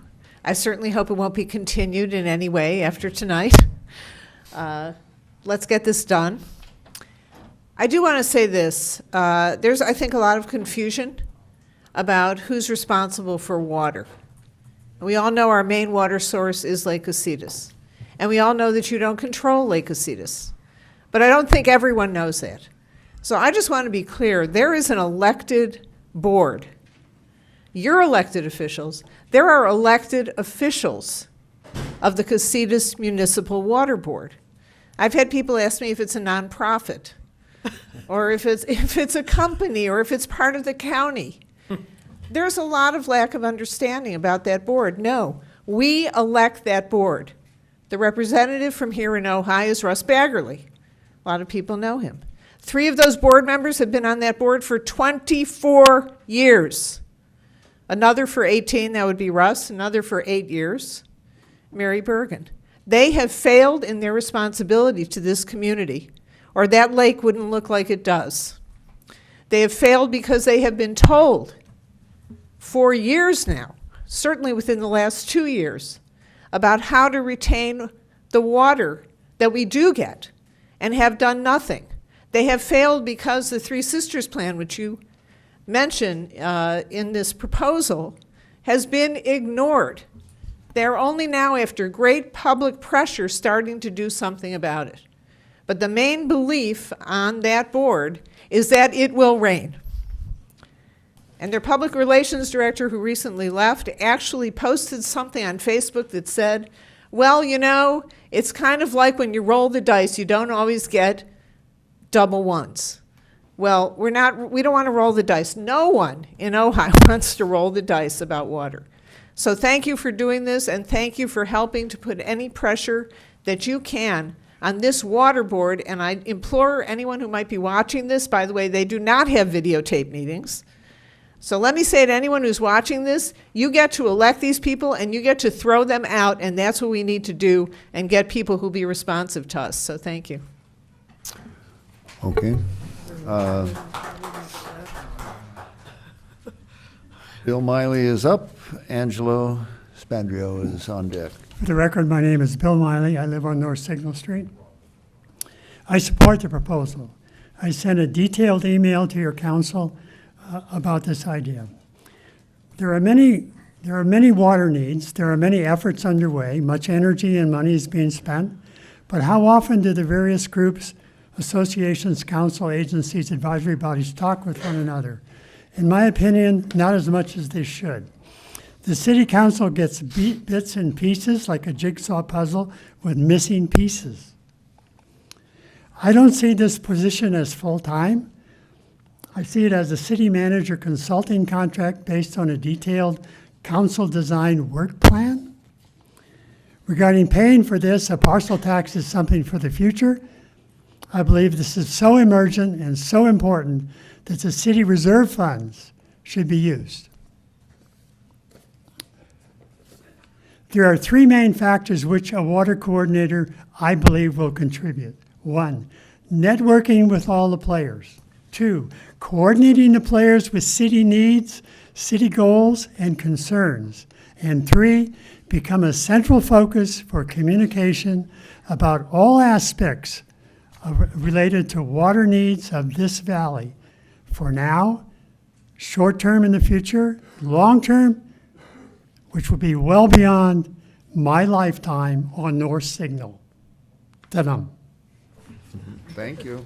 Angelo, with Andy Gilman on deck. Good evening. Last year, the Water Advisory Group talked about what the city might be able to do for their water security. This was back in September of 2017.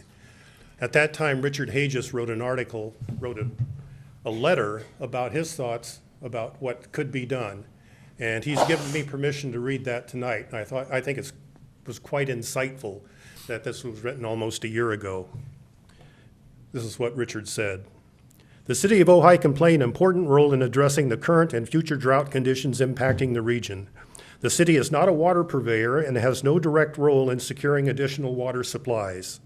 However, the city does have a responsibility to assist the community of Ojai in coping with the impact of drought, water shortages, and potential water rationing imposed by the local and state water authorities.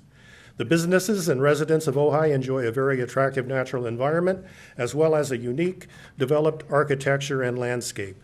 These qualities are valued by both those who have chosen to live in Ojai and those who visit Ojai, helping support the local economy. In addition to the current needs of Ojai, the city has, like most of California, a housing shortage, and existing businesses want to grow and new businesses are attracted to the city. What actions can the city reasonably take to address the impacts of drought on the community and ensure that the quality of life is maintained well into the future? Number one, understand how the phased drought plan of Casitas will be applied to the city. Number two, quantify the city's health and safety water needs. Number three, quantify historic outdoor needs, residential, business, and recreation. Number four, quantify savings by improving the efficiency of outdoor water uses. Number five, assess the impacts of landscape changes on fire safety. Number six, quantify water needed for growth. What tools are within the city's jurisdiction and authority that could be used to implement an action plan? Number one, develop a vision for residential and commercial landscape. What should the city look like? Number two, set a goal for water demand within the city. Number three, explore benefits of projects such as reclamation, gray water, and stormwater retention. Number four, explore actions that can be achieved through cooperation with other agencies. Number five, explore potential funding sources. Number six, seek agreement with water authorities on how allocations and rationing will be applied based on success of city actions. Number seven, support new water sources based on benefit to city residents. And number eight, develop a healthy working relationship with Casitas, the OBGMA, the Ventura River Water District, Miners Oaks Water District, and the City of Ventura. Thank you, Richard. I think an insightful statement. These thoughts closely align with those of Mayor Pro Tem Haney concerning the creation of a city-appointed water resource coordinator position. The city must devote more attention to what is going on with water both within and outside the city limits. Current staffing will not be able to accomplish what is desperately needed. Our very survival may depend on it. I therefore heartily endorse the creation of such a position and hope that the council takes the steps necessary tonight to create the water resource coordinator position for the city of Ojai. Thank you. Thank you. I've got a card here with no name on it, so I'm going to. You called Andy next. Oh, pardon me, Andy. That's okay. Pardon me, I was going to give the on-deck person, but I know. you are anonymous at this point. I'll catch you at the end. Thank you again. Andy Hello. with Severa Laura's next. I want to support the position, and I mimic what everybody has said. I've spoken with several of you at length about this, and every time we put together any sort of a forum about water, it is so complicated, and there are so many players, and I understand many of you are on the same page about that and the importance of it, and I understand that funding is something to consider, and I also understand that Casitas, in principle, has this position, but we're not hearing from them. So I guess I would suspect that many of you would want this position and that the funding is the issue, so I encourage you to be creative about that, because I do believe we do need a central person who understands conservation, understands the politics, who can communicate to all of us and apply that pressure, because it takes a lot of time to go to all these meetings, as you know. So we need somebody who can do that, who can communicate to all those players. Thank you. Okay. Severa with Tara Saylor on deck. Mayor Johnston, City Council members, staff, Chief. Being on the council for 4 years and being able to see how water and all the agencies are come together and communicate, it's quite an education, because water is definitely a complexity in itself.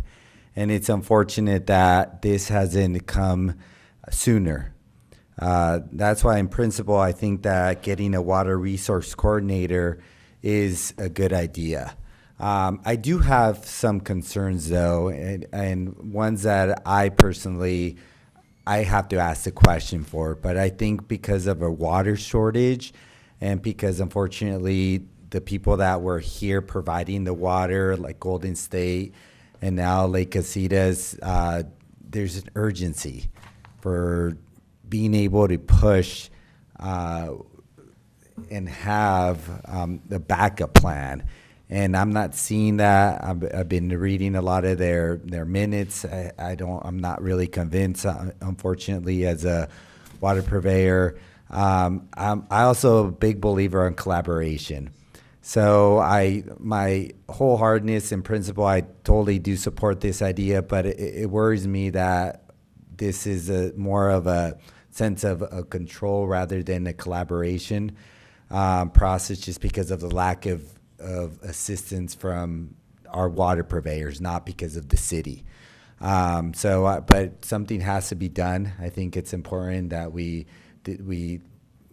figure this out. Now, the funding is going to be the critical question. I know that Mayor Pro Tem Haney proposed something, but I'll leave that up to staff to see if that's a viable approach or possibly seeking other funding. But I think that it is critical, and I have been big believers of Mayor Pro Tem Haney and Councilmember Wyrick when I was on council in terms of being the leaders in this department, and I think they're still showing thinking outside the box. So thank you. Okay. I've got the card with no name. Is there somebody out there? Is it Renee? Is that you? Yeah, that was me. Okay. Hello, everyone. Hello. Tara Saylor, resident here in Ojai. I live on Ventura Street. I got your mail. Yes. Same address. That actually was a really special letter. I'll tell you about it. We live on North and South, so we get each other's mail every once in a while. So small town. I want to talk in support of this idea. I think it's brilliant. Maybe late, but you know what? Better late than never. I think we have great need for leadership, and as other people have spoken, bringing people together and looking at all of the wealth of resources here and information within and around the valley, whether it's a permaculture way of looking at it, whether it's looking at the lake, the Three Sisters plans. There's a lot out there. And I don't see one person or one entity that's able to really dive deep in each one of them that cares for Ojai. I did just take on a new position as the manager of the Coalition for Water Security here in Ojai. Our goal is to educate and bring the community together on this issue. And so we hope to get more people involved and understand what's going on, and then hopefully support you in getting more information brought to the central resource. And what's that group called? Yeah, Coalition for Water Security, and we look forward to coming and presenting ourselves in the near future. Coalition for Water Security. And eventually our address will be ohaiwatersecurity.org. Thank you, Tara. Thanks. Okay, Renee, if you're the anonymous. I'm the anonymous. Yeah, right, yeah. Hello, everybody, members of the council and staff. Oh, sure. Renee Roth, live in Ojai, have worked on the Green Coalition Save Our Water Ojai campaign for the last couple of years. And as you can see, there is a robust group of people who are now interested in water and our water issues, and I think it's great. I think it's really fantastic. One of the things that I've seen happen with the city is there's been this big push for everybody to start realizing we all need to be doing something more, and it's part of our shared responsibility to do something. I had a conversation with some friends who just said, "What's the water situation going on here? Renee, tell me about it."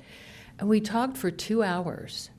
And they said, "Wow, I wish I knew that. I wish I'd known that. I wish I'd known that." And part of it is this lack of dialogue and information flow that goes back and forth. We are so decentralized with our water supply and our water distribution system. It's complicated. It's hard to explain. It's hard to understand. Johnny's now on the Ojai Basin Groundwater Management Agency, and they're having their meeting on Thursday night at 5 o'clock in the Ojai Chambers to talk about the Ojai Basin Groundwater Management Plan. The city of Ojai gets most of their water from the Ojai Basin. The Ojai Basin is currently sitting on around 58,000 acre-feet of water. That plan is to discuss how can we make that water last longer. are these people, I'm hoping, going to be in the meeting? Because I think people need to hear and know and see. There's many straws in the Ojai Basin. There's over 150 wells that are now taking water out of the Ojai Basin. So, and the city of Ojai is taking about 3,000 acre feet of that water. So I don't want to get into all the details, but I just want you to know it's complicated. It's not a, here's all you need to know, here's the one handout, here's a little bookmark to put in your book, everything you need to know. I've been studying it for about 6 years, and I feel like I can talk about it a little bit more than the average person. So it is an educational process. Rainwater harvesting, you guys have taken the lead on that. I loved what you were saying about your drainage plan. Let's talk about stormwater capture. We've had information we sent to the city in the past, but there have been position changes. I sent emails to your previous community development director. They got lost in the shuffle. So there's momentum now. We're all going to work together on this, and I think we all have to take responsibility to tell Casitas what we want. Because we haven't been able to do that. With Golden State, there was contention and lots of anger and no connection with a real voice, with somebody who could listen to you. I think we've carried that same idea over to Casitas, and now we need to organize and say this is what we want and try to get them to work with us, because they have a responsibility to us to make sure our water supply is secure and safe and everybody gets their health and safety water, and we don't have to leave Ojai. We can be here and work together to come up with solutions. I really believe that strongly. Thank you. Thank you. Okay, that's all the cards I have. Back to the council. Bill? Yeah, Mayor Johnston. Well, first of all, I just want to make an announcement. As I guess in response to frustration, I've engaged a videographer. I'm paying them out of pocket myself to begin this Wednesday to videotape Casitas board meetings and also Ojai Valley Sanitary District meetings. So that started last night, Monday, at the Sanitary District, and I'm going to be working with the videographer. We're going to get it on, find a way to put it out there so that people can access it easily. So, that's just the kind of thing that should have happened a long time ago, as far as I'm concerned. On the broader issue, the city, while not being a water purveyor, is formal partnership with the county as designated by the LAFCO, I forget the acronym, but basically it's thank you. And the county's divided up into areas of interest, and then within the areas of interest, there's spheres of influence. Within the sphere of influence, there's a municipality. And basically, it's designated that municipality is the partner with the county in terms of that area of interest. And certainly our vital interests are based, we have a right and we have a responsibility to our citizens as a council to do what we can to promote the protection of the vital interests of both this community, and I would argue in terms of that particular relationship for how county planning is set up for the entire Ojai area of interest, which is basically the Ojai Valley. It's a special role. There's a further aspect to that special role, and they keep talking about, well, we're not water purveyors, but that's probably the reason why. That's precisely the reason why we should find a way to do a water resource coordinator. Because we have taken policy positions, we have taken, for the last few years, with respect to water resiliency. This council has taken those positions. And we take those positions in terms of respecting and protecting our vital interests without having any issue of having to worry about revenue from selling water, having to worry about this or that associated with the business model for the water that a water purveyor have that may or may not be actually consistent with the vital interests of the community as a whole. So I think it's extremely important for all the reasons stated that we find a way to at least seed, I know some kind of make fun of that idea, but at least to start and find a way to begin a funding process where we attempt to emulate what has already happened in this community, where the city has begun a funding process for a public purpose. That has, after the commitment is made, brought in additional commitments from other agencies, from the broader community. I think that would happen here if we took the first step. And it's just absolutely vital that all of the work that various council people and staff and interested parties in this community have done is basically put together in a cohesive, focused fashion. And so I would argue that, in fact, by not we are in a special advantage, being the only municipality in the Ojai area of interest and not being a water provider, to basically be in the best position to advance and protect our vital interests in terms of our water resiliency. So I just think we ought to find a way forward in terms of at least beginning funding or finding a way to begin fund on this. I have some ideas on that later, but I just wanted to express my overall perspective. Well, my question is, of course, anyone would be for this that is aware of the situation, but who is this? Like, what's being asked of us tonight? We're going to seek out. Have you identified this person? Because I would want to know what is our involvement if we approve this. I would also want to be involved with the hiring process, because I can't approve a specific unknown person. Yes, I mean, I view this as being a council person answering to council, actually. Yeah. Okay. I think that's all going to be flushed out tonight, Well, is how we move forward on this, Okay. if we move forward by the direction that we give staff. Okay? Paul, Are you? I'm prepared to support the position.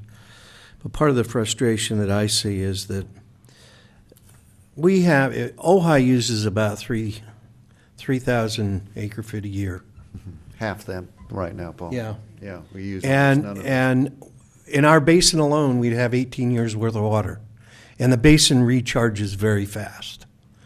So it's not us that's taking the water out in such an alarming rate that we only have 3 years of water left. It's everybody else.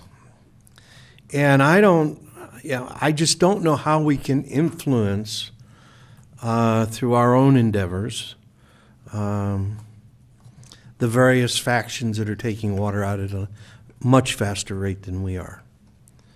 I'm going to support the position because I don't think it's going to hurt, assuming we can find a place to pay for it. But if we were just looking at the city of Ojai, there's not a problem with the water. There really and truly isn't. But unfortunately, Casitas takes it out of the aquifer. As she mentioned, I think there's 100 and some wells, and the vast majority of the water is being used for agriculture. It's not being used by residential, and that's why we don't use very much water in the city of Ojai, is because of the fact we can serve, but we also don't have a lot of agriculture within the city. So that's the frustrating part that I have, that we're forced to spend taxpayers' dollars on a position to try to influence everybody else but ourselves. And we all know that the biggest problem is that Casitas needs to connect to the state water project. And I don't know how you can force another public agency to do that. And even if we do, how long is it going to take to do it? That's my frustration with the situation. I agree with a lot of what you just said, Paul, and this is not going to be, well, I hope it's comforting, but probably not popular. I don't see how anybody can be against the idea of having more information available. I spend probably at least 10 hours a week, at least sometimes 20 hours a week, in attending water meetings. I feel like I do understand the problem. And what Paul says is true, and what Renee said was true, except for the quantity. The amount of water that we use in the city right now because of conservation is about 1,500 acre feet. We use less than a tenth of the water, and we're far less than a tenth of the valley. That doesn't mean we shouldn't be trying to do something, but this really is a political problem.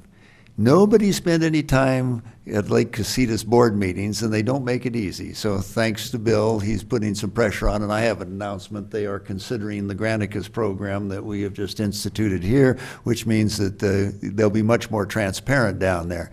But they meet at 3 in the afternoon when people are working or not available. They're nice people. When the lake was full, they were considered to be doing a great job, but we have a different problem now.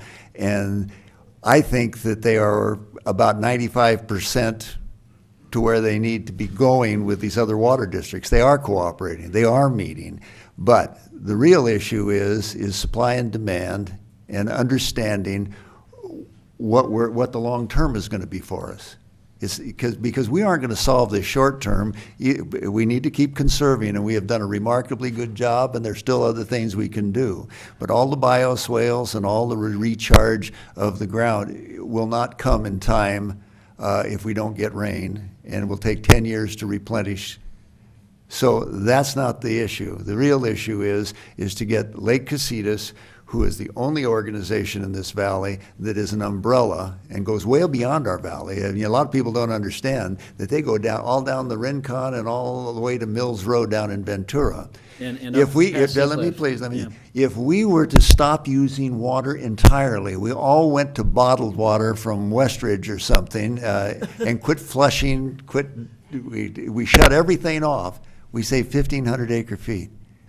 We can't solve the problem. And so whatever we do, and maybe this water coordinator, they will have no real authority except education, which is a good thing. I'd love to have somebody doing this aside from Richard Hages and me, that is, and Angelo, trying to get all the information, somebody to get it out. Lake Casitas currently in their budget is spending about $200,000 on a combination of 2 positions, one for a water coordinator that is shared with the Watershed Protection Agency, and the other is a full-time position which is now vacant that costs them probably the better part of $200,000. I think they're spending at least $250,000, and we don't feel like we're getting any information out of it. Why?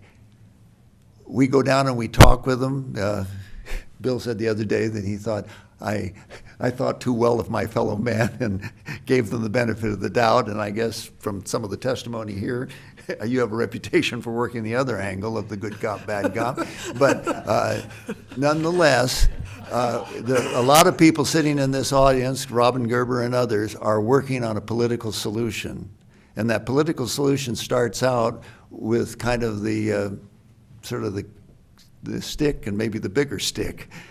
The people over at Casitas, I think they mean well, but we had one member say, who lives down by the Pacific Ocean and is a friend of mine, he said, I'm amazed that at the intensity, because Bill and I were at the meeting last time, and when we were delivering this along with our fellow citizens, I'm amazed that you're so concerned. My neighbors aren't. And I'm going to go down and talk with him and I tried to talk with him after the meeting. I was going to say, yes, you get up in the morning and you look at the Pacific Ocean.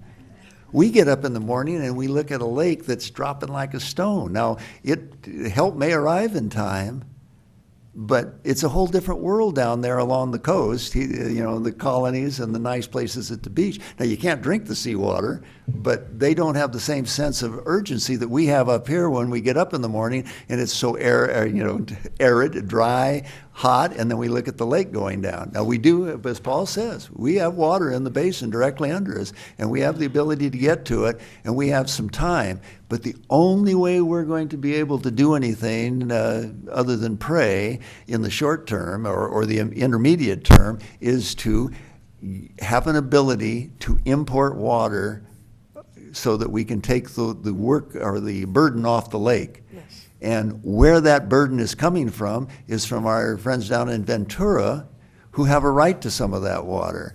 But they're not having the, if we save every drop of water we have in our city until we have a cooperation with these other agencies, they will consume our water like that. And the whole 1,500 acres would go in a heartbeat down there. So the people are talking. The only reason I'm saying this to you folks is I think that we're not, in imminent danger of dying of thirst. But what we are in danger of is the whole appearance of our valley. The Garden of Eden will not have the same green that we now enjoy, or what's left of what we now enjoy. And so a water coordinator maybe can help. We can educate the population in our city, and hopes other people will look and say, gee, Ojai's doing it. Maybe we in Miners Oaks and other places can do it. Give them some ways to, over half the water we use is being used out in the yard of that 1,500 acres. It's not being, used for health and safety. So if we don't do something like this, I guess we just sit here being frustrated. But what some of the people, and I think the lady that mentioned some group that was sort of unheard of, that those of us with our ear to the ground. Watersecurity.org. Yeah, well, yeah. Those of us who have an ear to the ground and are dealing with these folks, there are people out there that are even more frustrated than the group that's sitting here, and they are preparing, if mild therapy doesn't work, they're planning to up the amperage, and we've got an election coming in the fall, and nobody wants to go that route. But if people aren't paying attention, we have about 3 to 5 years to solve the problem with the state water line, and it can be done. And there's a lot of motivation and a lot of parties to make it work. But we have to be sure that whatever agreement we arrive at is going to benefit us here in the city, and it's not just going to allow other people to consume what little water we do consume, and that's a real danger. So I don't know exactly what this all means or what Bill and Randy have in mind, but like Paul says, who can be against trying to get more education and do what we can? So Randy, you're on. Okay, so Mayor, first of all, thank you, because you addressed a majority of the concerns that are in this position. I just listed a couple: Casitas, OBGMA, Ventura, Colegas, United Water Agency, State, the Federal, the Watershed Council, the Green Coalition, the Coalition for Water Security tonight, Minor Oaks Water District, Ventura River Water District, the Bennett organization that's meeting on an annual basis. Monthly. Monthly. I'm just saying, there's a multitude of people out here that are talking about water, and there's no central receiving house of this information. There's no one coming from the city going to these meetings and actually identifying to those groups what our needs are, other than the small ones that you participate in, OBGMA and the Bennett. But aside from that. And the Association of Water, Randy, we do a lot. The problem I'm is that we're just not hearing about it. Okay, I didn't interrupt you, all right? So please, tonight, let me speak. That's right, but as Bill would say, we need to correct erroneous comments. You can correct when I'm done. Yeah. So, please, Okay. please, I don't want to do this tonight. I didn't come here to argue. Then I don't. came here to state something. I came here to say that every one of us in this room is concerned about water. Everyone, like you said, that gets up in the morning and looks out at this community and sees yellow and sees dying trees and sees a dying community is concerned. Wouldn't it be great if we had someone that got up every morning and you know what that person did? They thought about water. They thought about what agency they had to go and talk to today. They thought about, what can I do what's in the best interest of this community? Who do I need to talk to? Who do I need to go to? And I'm telling you, that's what we lack. We don't have that go-to person. And so it's needed. Everyone up here knows it. Everyone out there knows it. Everyone in this community knows it. And everyone outside of this community knows it. And so I have nothing more to say about the position. I think what I'd like to do is us vote, do we agree that we want this position? And then let's maybe make some suggestions to staff as how to fund it. Because I think that's where we are.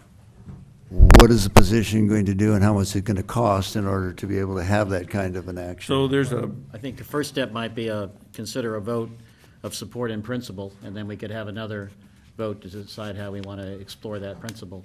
Great. Well, I think everybody's in favor of water and more information. I think we need to know how this is going to work so that we know what we will be supporting.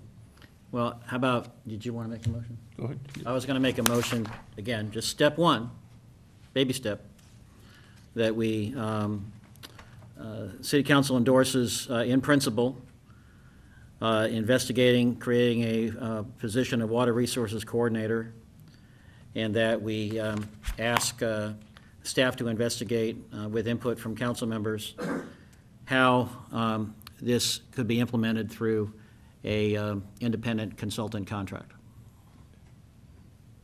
And that would include that we all see the contract, we all know if this is a person that takes a real holistic approach and all those great qualifications that Yeah, are Well, listed here. I thought your motion was to have the direct staff to explore and to bring that back to Yes. us. Is that correct? In consultation with council input, yes. Right, okay. So then, and then that could be added in. Right. That's my motion, just to, in principle, endorse the idea of investigating it further. And we may have other, Randy may have another motion after that, but I think that's an important first baby step. Paul? I haven't heard a second. Oh, I'll second. Okay. I think I want to know what the other motions are. How can I vote on this while we're directing staff to do something without knowing what else might be coming along in the mill? I agree. Okay, so let me address that. On page 3 or 4, there's a summary of, and it's a position description. Fund the analysis of water projects across the city, now for initial grant applications. Fund an initial grant application based on best potential water supplies. Work with legal counsel to outline a funding source. I actually brought in a source from Los Angeles that was in the LA Times, but there's a multitude of other funding sources that we can do. Above it, I have available to perform these tasks. So you could take the tasks that I've identified and say that's a job description as to what this individual is going to do. It also, above that, there's 6 bullet points. The position is temporary. The position requires these types of skills. Knowledges of horticulture, agriculture, indoor and outdoor conservation programs. There's a complete description here as to what this individual will do. I don't know if you need any more than that, but it's here. I'd like to speak to that.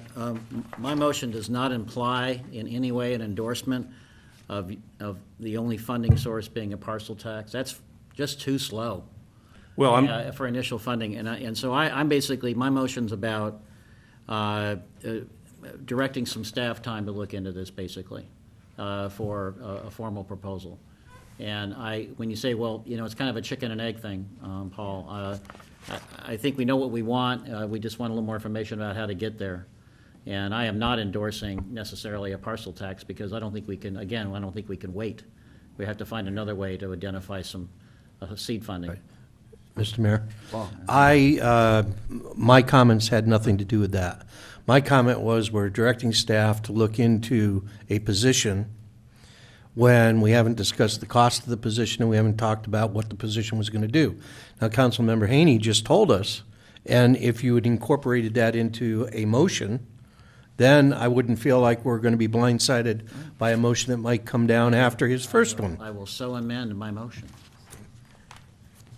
Okay, so your motion is to explore the possibility of locating somebody who can do this sort of thing, and then what? A request for a proposal to find out what it would cost? Is that the idea? Yes. And one other thing, actually start identifying different funding sources. All I did was provide something to substantiate how you could fund this. It's not the funding source. And actually, if you look at what the city of Los Angeles did, is they were generating a wealth of money to actually go after probably matching grants. Because we don't have that community size, there's no way that this plan would work. It was just something to show people that that's a way to do it. Actually, Mr. Miley's suggestion on some type of a contract, what was that, Bill? You called it, I had actually. Independent consulting contract. Yeah, there's actually another way of doing it, because you could manage that resource even finer. And I'm not projecting that this position is a full-time job. This position should be as needed. And so that's what I'm saying, there's a lot that staff could bring back to us with, and I'd enjoy working with writing that up and bringing it back to us. If you need more than this job description, I think it's pretty clear on 3 of 3 and 3 of 4. Yeah, it was like a full-time job, more than a full-time job, but it's a matter of, is there somebody who can do this kind of thing, and how much will it cost us? Right. And so is part of the motion for staff to do the research into grants that are going to pay for this or funding sources to pay for this? And does staff have time to do that? Well, we will make time if directed by council. Yeah, but I had the same question, thank you, council member, including, I wasn't sure if as part of the analysis, assuming that's, you want an analysis back from staff, did you want us to take a look at the Prop 218 option, or just take a look at all potential ways that this could be funded and bring that forward to council? Well, again, I don't think Prop 218, that type of funding source in our community, because it's so small, is the way to go. But there's other ways of doing this. Again, we could start out with seed money. We could start out with, again, looking at all the nonprofits that everyone brought up tonight, that if we're willing to lead, hopefully they're willing to follow. You know, there's a multitude of ways of getting money. I'm just not going to tie myself to not moving forward on the fact that tonight we don't have that identified. We can go identify that. Staff can certainly come back with options. I mean, it'll be either, we'd have to identify potential grants or use city funds to do it. Well, those are options. But we'll look into it. If that's council's desire. Mr. Mayor, if the motion is amended to incorporate all of that, I did. and we're not going to have another motion on top of it, I'm prepared to vote. Okay, can we restate what the motion is then with all of it put together so we know what we're talking about? It's to direct staff, to explore funding sources and the contractors or people who can provide this? If you want, write a position description along with funding sources. If that's what I had Paul asked for. Right. So the funding, the position description is here. Shouldn't take too much to copy that. Yeah, we could put that all into the draft RFP. Right.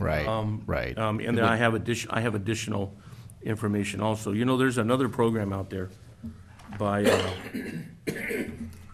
there's okay, that's a different story. But there's another funding, there's another position out there too. It's called Civic Sparks. And it's funded by the state of California. They'll actually subsidize us with personnel to do research, to do reception work, to do a number of things that would be coordinated with this water coordinator position. So there's. And I think that's the idea of the motion, is just Yeah. adopt Let's this in look. principle and look into it. Right. That's the core of it. Okay. Yeah. Does the clerk have that? I guess you'll be watching this video over and over again to get it down, but okay. So it's to explore in principle and attempt to find alternate ways of which it might be funded and to price it out and have a job description. That's it? And we'll find out if such a person exists. Yeah, right, Yeah. okay, so, there's- should we have there's okay, people we out got a there. motion, we got a second to that, right? Yes, I second. Okay, moved and seconded. If there any further discussion, if not, we'll go ahead and call the roll. Councilmember Francina? Yes. Councilmember Wyrick? Yes. Councilmember Blatz? Yes. Mayor Johnston? Yes. Mayor Pro Tem Haney? Yes. Okay, Can we take a 2-minute break? yes, we can. Yes. Okay. Everybody gets a little break.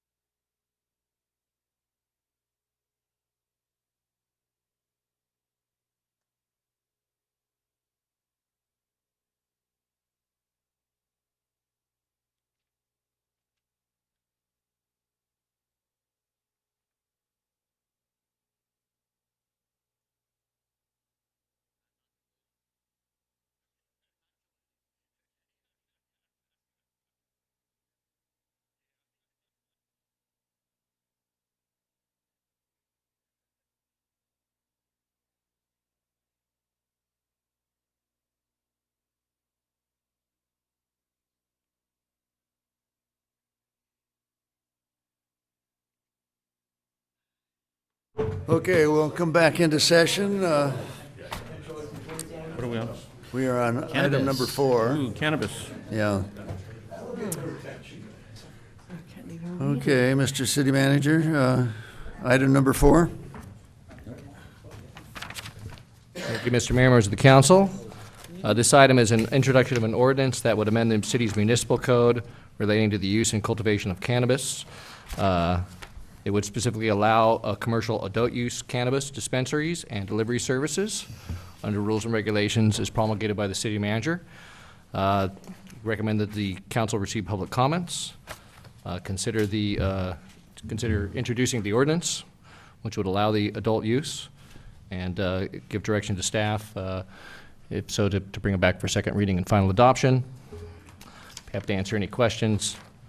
Well, actually, before I go into that, really in a nutshell here, council had directed back in the fall that we come back with a ordinance that would allow adult use. Right now, obviously, the city allows the medical cannabis dispensary and delivery services, and right now we have 3 that are permitted through the city manager's office. This quite simply would change the language in the city's code so that you would now be able to have adult sale delivery services, adult sale dispensary services within the city of Ojai. They would still operate under the regulations promulgated by the city manager. Obviously, certain standards of that have already been pulled into the ordinance, and those would remain. Staff is not recommending that we make any changes to the appointment requirement, particularly in light of the change that we anticipate this could bring in terms of the volume to the businesses. As we understand it, that's a large part of the motivation for moving forward with this, is to ensure that they have enough volume of their business to be able to remain viable. So the concern of the staff and the police chief is to make sure that they're still taking patients and handling customers in an orderly manner. Our concern would be if we eliminate the appointment-only requirement, that you would allow basically for folks to queue up in the lobby or on the premises, and we do not think that that would be a good development to go. Secondly, the appointment-only requirement doesn't require that they make an advanced appointment. They could walk in, and if there's an appointment right then, they would be able to get in and see somebody and be served. We think it's important to keep that connection, because that way we know that the businesses are adequately staffing to be able to handle that volume of customer. Again, we don't want people queuing up sidewalks in the parking lots or in the lobby, and we think that would be a good way to continue to accomplish that level of security. We're not asking anything beyond that at this point. Happy to answer questions. I'd like clarity on your view of this appointment. Did you just say that a person could walk in and make an appointment walking in? If an appointment was immediately available, they could make that appointment. And so, example, if somebody were to walk in at 1:58 p.m. and they'd say, I want to be seen, and they could say, well, we have an appointment at 2 p.m., they could be seen at that point. But, and an appointment means that there's space. That's correct. It's not like one at a time. It means that up to so many people can fit in the building. Correct. Well, yeah, it would depend on how many people that they have to actually be able to process the customers at that time on the floor. The appointment means one at a time. Correct. Means one person, One person, one party, correct. Right. Wait a minute, I thought I heard 2 things. One person means one at a time as they go through past security? Well, I mean, it's a little bit confusing to me. I mean, I feel like in some respects, we're treating this people as if this is some unsavory business, and we need to, watch it like they're like, to me, it sends the wrong message. But I am trying, in fairness, to understand the purpose of it. Your fear is that there's going to be a crowd gathered outside beyond the capacity of what the staff can handle. correct. That's your fear? Correct. Okay. And that would lead to security concerns and perhaps other concerns in terms of the impact of the surrounding businesses. To date, we have not had any issues with the dispensaries. They've been operating we've not had complaints, we've not had security issues, but again, our concern is we don't know what this is going to do in terms of the increased volume. And so we would at least like to have an opportunity to see with this transition what that means. Much like when we first went into the medical side of it, we had some rather stringent security requirements. And then over time, as we saw that those were not necessary, we dropped those off. So again, because we're going a bit into uncharted waters here, this change may not have a huge impact on their volume, but I'm hearing that there's hopes that it will, and we want to make sure that that is still regulated. Okay. And just to be clear, and maybe when they come to the podium, this question can be answered when one of the owners comes to the podium. Say 5 people show up, they're prepared to handle that, right? If they had capacity to handle those 5 people, they could all make immediate appointments and they could be seen. Okay, thank you very much. Mr. Mayor, could I just follow up on Councilwoman's questions? So you're saying that if somebody wants to go buy marijuana for adult use, they have to make an appointment? That's currently they need an appointment right now, right? They only need right. an appointment because they're getting medical marijuana. Isn't that correct? And there's things that you have to show that you have a license, you have to show. No. Well, there's documentation you have to show. There's documentation that you have to show in order to receive medical marijuana. There is no documentation that you have to show for adult use other than a driver's license or some sort of identification showing your age. That's correct, right. Okay. So you're saying that even though that's all you need to show, they still have to make an appointment to go in and buy adult use marijuana? Is that what your proposal is? That's right. We're recommending that the appointment requirements stay. Okay. I have a legal question. And again, I don't want to get into a long discussion of this with the city attorney, but I just want to ask the question, then we go to comments from the public. Is it legal to have a contingent appointment requirement? In other words, if a problem manifests itself, then the city would have the right to impose an appointment protocol? Yeah, that can be done 2 ways. One is you put it in the ordinance, or 2 is it'd be baked into the regulations that the managers will be adopting. Direct the manager to, say, evaluate the security issues and complaints on a 3-month basis. At the end of those 3 months, decide whether to impose an appointment or otherwise adjust the regulations. Go either way then. Okay, thank you. Good question. Okay. Any other questions of staff? Okay, I've got 5 or 6 cards here. Lenny, you get to go first. Jeff Kroll, you're on deck. Oh, he's got a bag. I do. Leonard Clay, 412 North Fulton Street.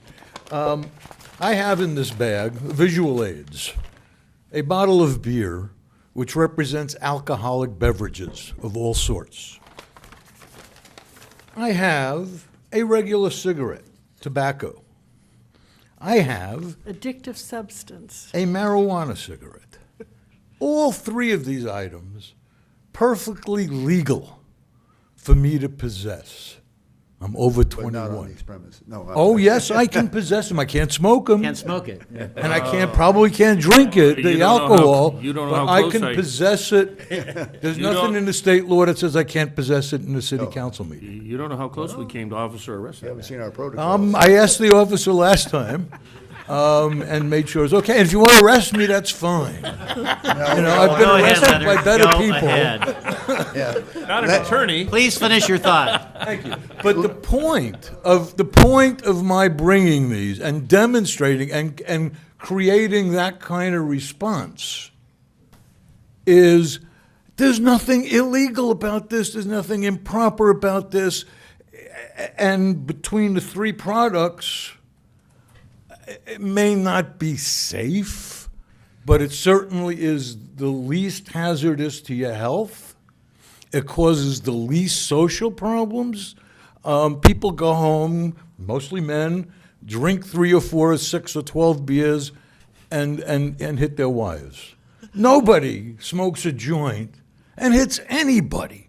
The social costs of marijuana are way less than alcohol or tobacco. They're all 3 equally legal. Within the city limits of Ojai, I counted, it's not exact, but I counted 46 businesses from one end of town to the other and everywhere in between, 46 businesses where you can buy alcohol, 9 where you can buy tobacco. Well, I can possess this, I can't buy it legally. How does that make sense? It doesn't. People are uncomfortable on some level. It's new, but it's by law no different than any other product that you can buy, except you can't buy it. That's absurd. In terms of city managers' concerns and needing an appointment, have you ever tried shopping at Vons on a Friday afternoon? The park, if you want to go to the pharmacy or the pet supply place, you can't because the parking lot is full. And it's the stupidestly designed parking lot in Southern California, perhaps. You're not thinking about, and while you're waiting a half hour to get through the checkout line, and there's all this pandemonium of people trying to maneuver around, what's to keep kids from going in and stealing the beer or stealing the pharmaceuticals that are for sale there?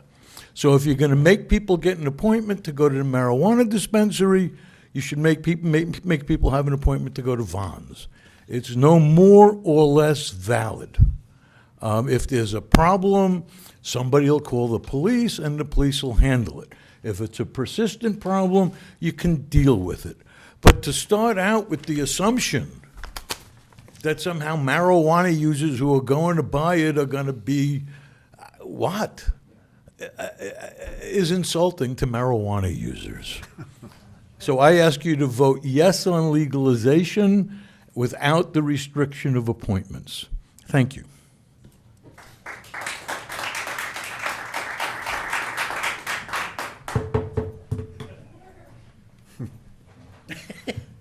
Okay, Jeff, where are you? And Chris Hilgren is on deck. Let's keep them to 3. But, I kind of don't know how to follow that one. Anyway, okay. thank Yeah, you. we interrupted. Thank you very him, much. yes. Or I did, so, okay, you're up. Hello, Mayor, City Council, Okay, Chief, 3 minutes. City Attorney. First, I put out a little thing that you can read it later. It's real short and sweet. Good, 3 minutes. Basically, I want to give you a couple of pointers, some new developments. New development, the game is over. FDA yesterday approved its first derived plant medication for epilepsy, which creates a major dilemma problem with the Controlled Substance Act. It means that they now have endorsed that there is a medical value to cannabis. Period. There are 5 different bills in Washington, D.C., and of course, Donald Trump, our president, has indicated that he may in fact endorse it. But I want to also point out that on June 5th of this month, the state had issued an emergency order of changing and updating lots of the rules that we are governed by. And more, they are merging the medical and the adult aspect of the rules and regulations. For us to properly serve our medical community, we need the income to do it. And because we have 3 locations, I did not and was not part of the stakeholder group. I would have not necessarily endorsed 3 medical at one time. I would have probably said 1 or 2. But the point is, this is what we got. The City Council, you all took a major step forward. You are part of 15% of the California cities and counties that have accepted and rushed to an emergency order for medical. You showed your compassion. Please do the same with adult. Because in fact, most of the people that I am getting calls, we get 5 to 10 calls a day. Are you a recreational store? There are no recreational access at this point. But other cities are considering opening up. Oxnard's now having conversations about it. With each one of those, they will have a financial impact. We need to have adult now. And I really wish you would vote in the positive. You can read the rest of this later. The other thing is the testing. I can't stress, it is now rumored that over 1 million products are being contraband or knockoffs from China are entering to this market. Hence is why level 2 testing is now being required on all products as of July 1st for both medical and adult. Thank you. Thank you. And just comment on that, Mayor Johnston, our testing or licensing ordinance is now in effect. It is in fact, and of course, we're basically making sure that everything after the July 1st date is tested, not only medical, but adult. I just wanted to clarify that. Shoot. So you're saying the southern border is not a problem anymore, it's China? What is happening, no. Good one. Yeah, Randy. I wanted to keep it tight. The Randy. point I'm making is, Thank you. this black market and with get the, it. I with get the it. Thank scarcity you. of products, Thank you. that's why it's opened up this Thank you, door. Jeff. Okay, Chris, you're up with Bliss Page on deck.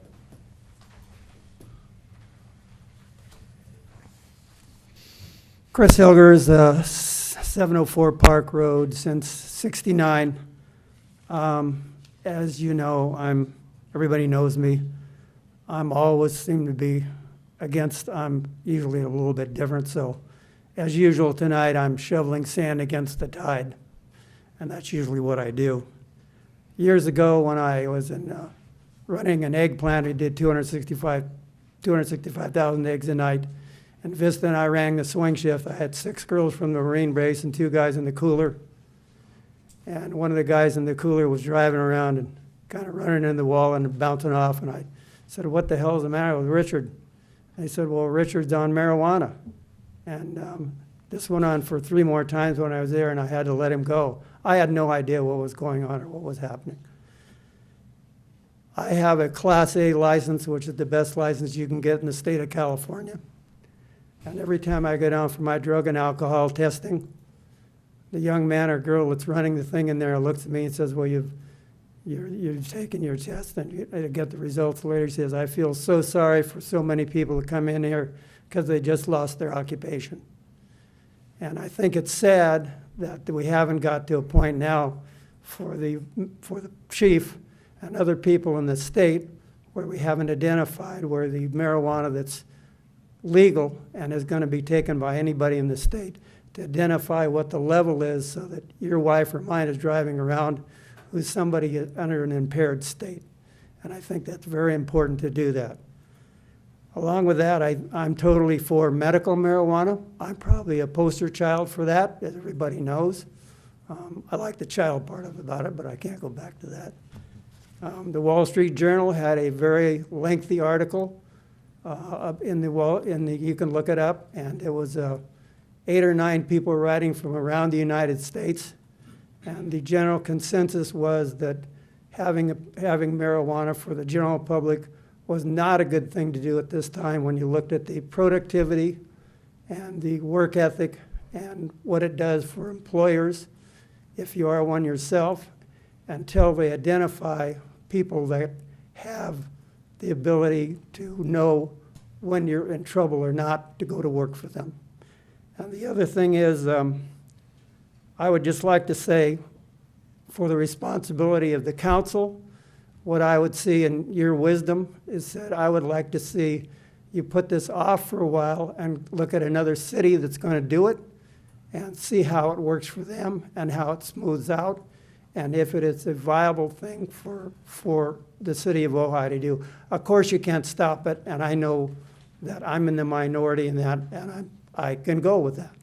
And my last comment is that I would like to know how this is going to affect the police department if it goes through without the ability of to tell who really is going to be affected or impaired and for how long. That's Thank all I you, have Chris. to say. Okay, Bliss Page with Chelsea on deck.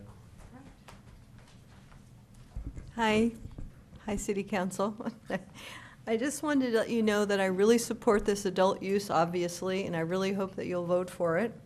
But the retail outlets can't survive alone, and for residents to gain access to locally produced cannabis products, we must have local manufacturing. So I just wanted to mention that if you were to go to one of the dispensaries, you would see all the products that we want to make, and we want to make them locally in Ojai. So making manufacturing and micro businesses your very next priority will allow you to conserve city resources and consolidate promulgation of regulations for all cannabis license types at once, saving the city manager's time and resources. So complete the local cannabis picture by placing development and discussion of an ordinance amendment adding manufacturing and micro-business to Ojai's cannabis regulations. And I did want to just shout out to you, thank you for meeting with our attorney. That was really kind of you. I appreciate it. And thank you all for your time. Thank you. Okay, thank you, Bliss. Chelsea with Risa on deck. Thank you, Council. Good evening. My name is Chelsea Satula. I have Sespe Creek Collective on Bryant Circle, and I strongly support this amendment to the ordinance to allow adult use. I mentioned before that we are really struggling, being limited to medical patients only due to black market forces, due to extremely expensive regulations. Since the state has combined the license types, they've almost doubled the fee. So whether or not we have the pleasure of serving adult use patients, we're now paying for it at the state level. So it's not insignificant. My personal perspective, I believe all use is medical, even if you don't have a doctor's letter that you went and paid somebody $35 or $100 or $200 for. You're taking it because you want it, you need it for some reason. So those are the people that I'm interested in serving. People have asked me, well, how's this going to change? If I'm a medical patient and you go adult use, what's that going to mean for me? Hopefully, just it's going to get better. I'm going to be able to provide more products for you. I'm going to have more education events for you. I don't plan on changing anything about how I'm serving patients currently. I think it's really just removing one final barrier to safe access to this plant that helps so many people every day. And these are your neighbors, friends coming in. I'm looking to get off pain meds, sleep meds, whatever. How can you help me? And at the end, they're giving us hugs, walking out with tears. So those are the kind of people that are standing in line. It's not any criminal element. It's the same people you're standing in line with at Vons or at the Libby Bowl, ticket line, or at the Tortilla Hut to get your taco. It's the same people. So I really strongly oppose the appointment rule. It actually just creates a lot of extra phone calls for us to answer. It binds us up making appointments instead of just serving the people coming in. Half of those people a lot of times now are placing orders ahead of time. They're in, they're out. They don't necessarily want to linger and hang out. We do a really good job managing our traffic flow. I actually have a master's degree in operations research. So I think if anybody can figure it out, it's me. And I think it's going to be fine. You're going to continue to have no problems. And if there are, I'm happy to bring the appointment rule back. But I just support this ordinance, and I really appreciate that you're bringing it here. I know you have so many conflicting priorities with water. I'm happy to talk about how we could partner in funding that. So thank you. Okay, Risa with, did I see a hand back there? Chet. Yeah, Chet, you want, okay, Chet's on deck. Honorable Mayor and members of the Ojai City Council, my name is Risa Horowitz. I live in unincorporated Ojai. From my past comments, you know I'm a medical cannabis advocate and educator, and I've advocated for medical cannabis dispensaries. I'm pleased to see 3 dispensaries operating in Ojai today. I actually have mixed feelings about this ordinance. I'm aware that many patients are unwilling, have personal physicians who will not write recommendations. Others are embarrassed or afraid to discuss the cannabis use with their doctors. Some patients want to use cannabis to treat medical illness, to get off opiates, or to treat a variety of other conditions. These patients should have access to safe and legal cannabis, and having adult use cannabis available will make that possible. As is the case throughout the entire state, our dispensaries are struggling. Despite the fact that people think dispensaries are making money hand over fist, the fact is that the dispensaries have to pay for rent, licenses, security, operational expenses, and their heavily taxed inventory. The margins are thin, and the black market, which doesn't have to pay any of these expenses, continues to thrive. Despite regulations, I have a strong interest in seeing regulated dispensaries succeed to continue to meet the needs of patients in Ojai and the surrounding areas. Adult use will help achieve that goal. Increased volume will draw down the cost of medicine for patients. My concern in the draft ordinance is the appointment requirement. This requirement is unnecessary and continues to create an additional burden for patients. While it may have been prudent to accept city staff's recommendation in the past, time has demonstrated that there is no problem. The dispensaries have demonstrated that they have the capacity to deal with both medical and adult use patients. I waited longer at the pharmacy than I've ever had to wait at any dispensary. There may be an additional interest and more customers the first few days or the first few weeks, but after the novelty has worn off, the fear of the throngs of people will not materialize.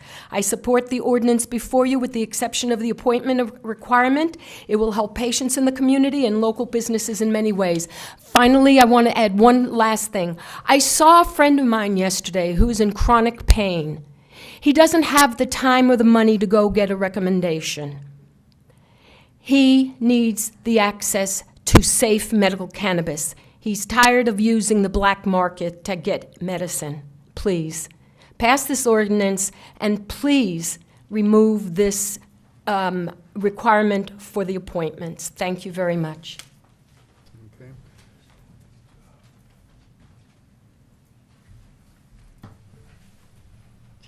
Hi, Council. Well, the business definitely has its highs and lows.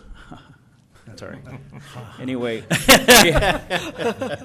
we have a business right up the street, and we thought when they opened 3 dispensaries down the street, we thought, oh man, it's going to be traffic jam every day. I can honestly tell you, no noticeable difference at all. But what I can say is, I don't want the businesses to go out of business, but I think the previous speaker was correct. It's difficult when you have so many. It spreads the pie, it spreads it out so thin, it's going to be difficult for them to make any money, to pay rent and pay their bills. So I'm not real concerned so much as making it legal as so much that other cities are going to open similar businesses or give out licenses. And I personally, I just think demographically, I think Ojai is too small to support the 3 businesses.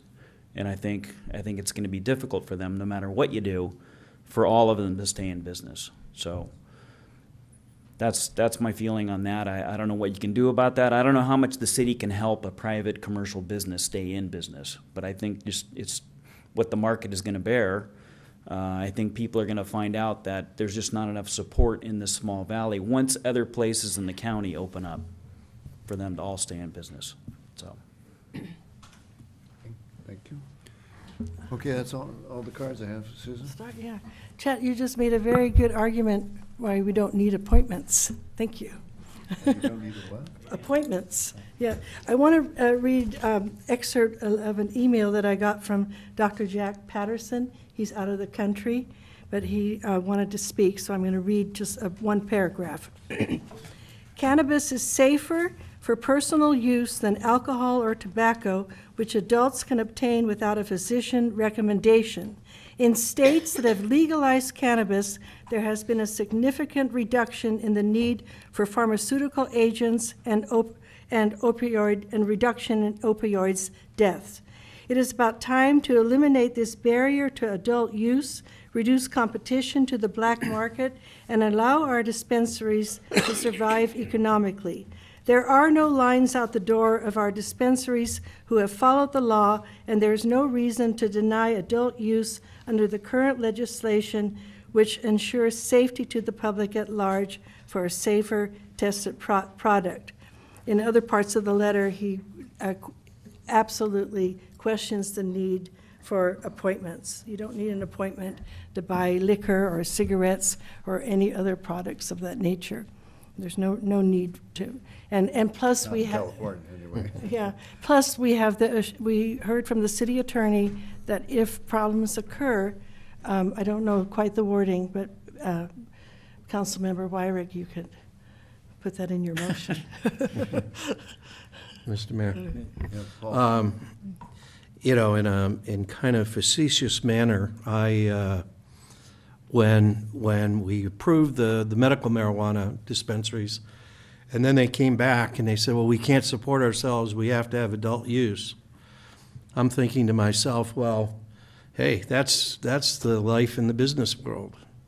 So I hear now, well, we can't make it, we can't do it unless we have it. Well, that's not even part of my argument. I mean, I don't even know why that's coming to us with that argument, because I'm not making my decision based on whether somebody's going to stay in business or not. That's their problem. The other thing that I think is interesting is they want to crouch it in this medical marijuana.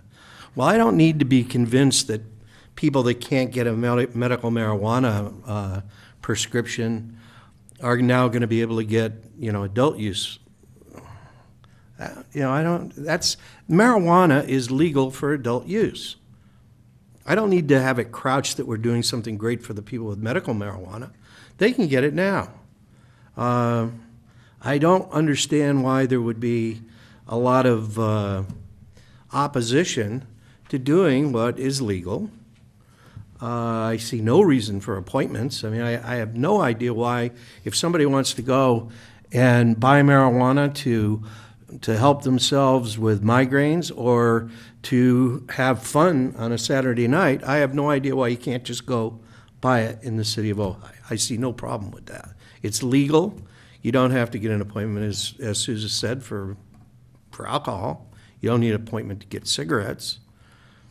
My personal feeling on it is not important, but I see no reason why people that want to partake in marijuana, which is a legal product, can't do it and do it without any restrictions on it. So that's my position. Mayor Johnson? Yeah, I absolutely agree.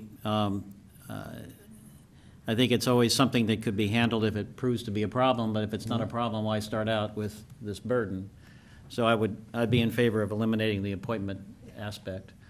I also, though, would like to, I want to minimize burden on staff.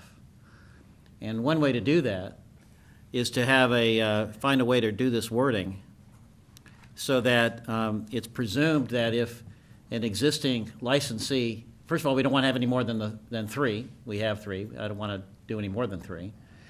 And that it presumed that if, you know, they've passed all of the requirements to be in operation now, the presumption is that's enough. They don't need any, the city manager doesn't need to sit and draft any new rules. They've already been drafted.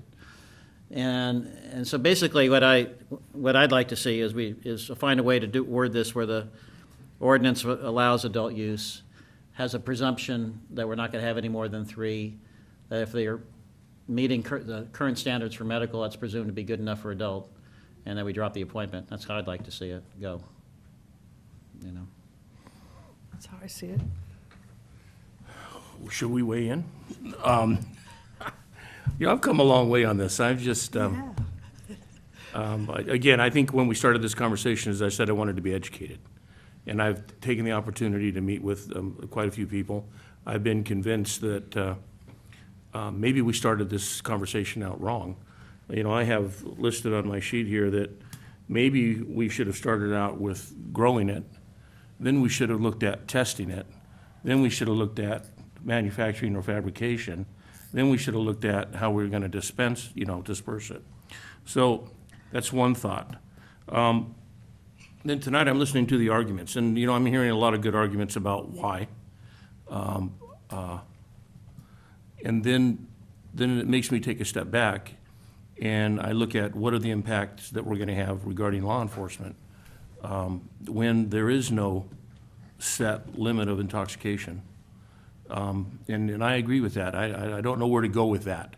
I imagine somewhere down the road the state of California is going to create something that says 0.00 is you're intoxicated and therefore you'll be arrested for that or whatever it is.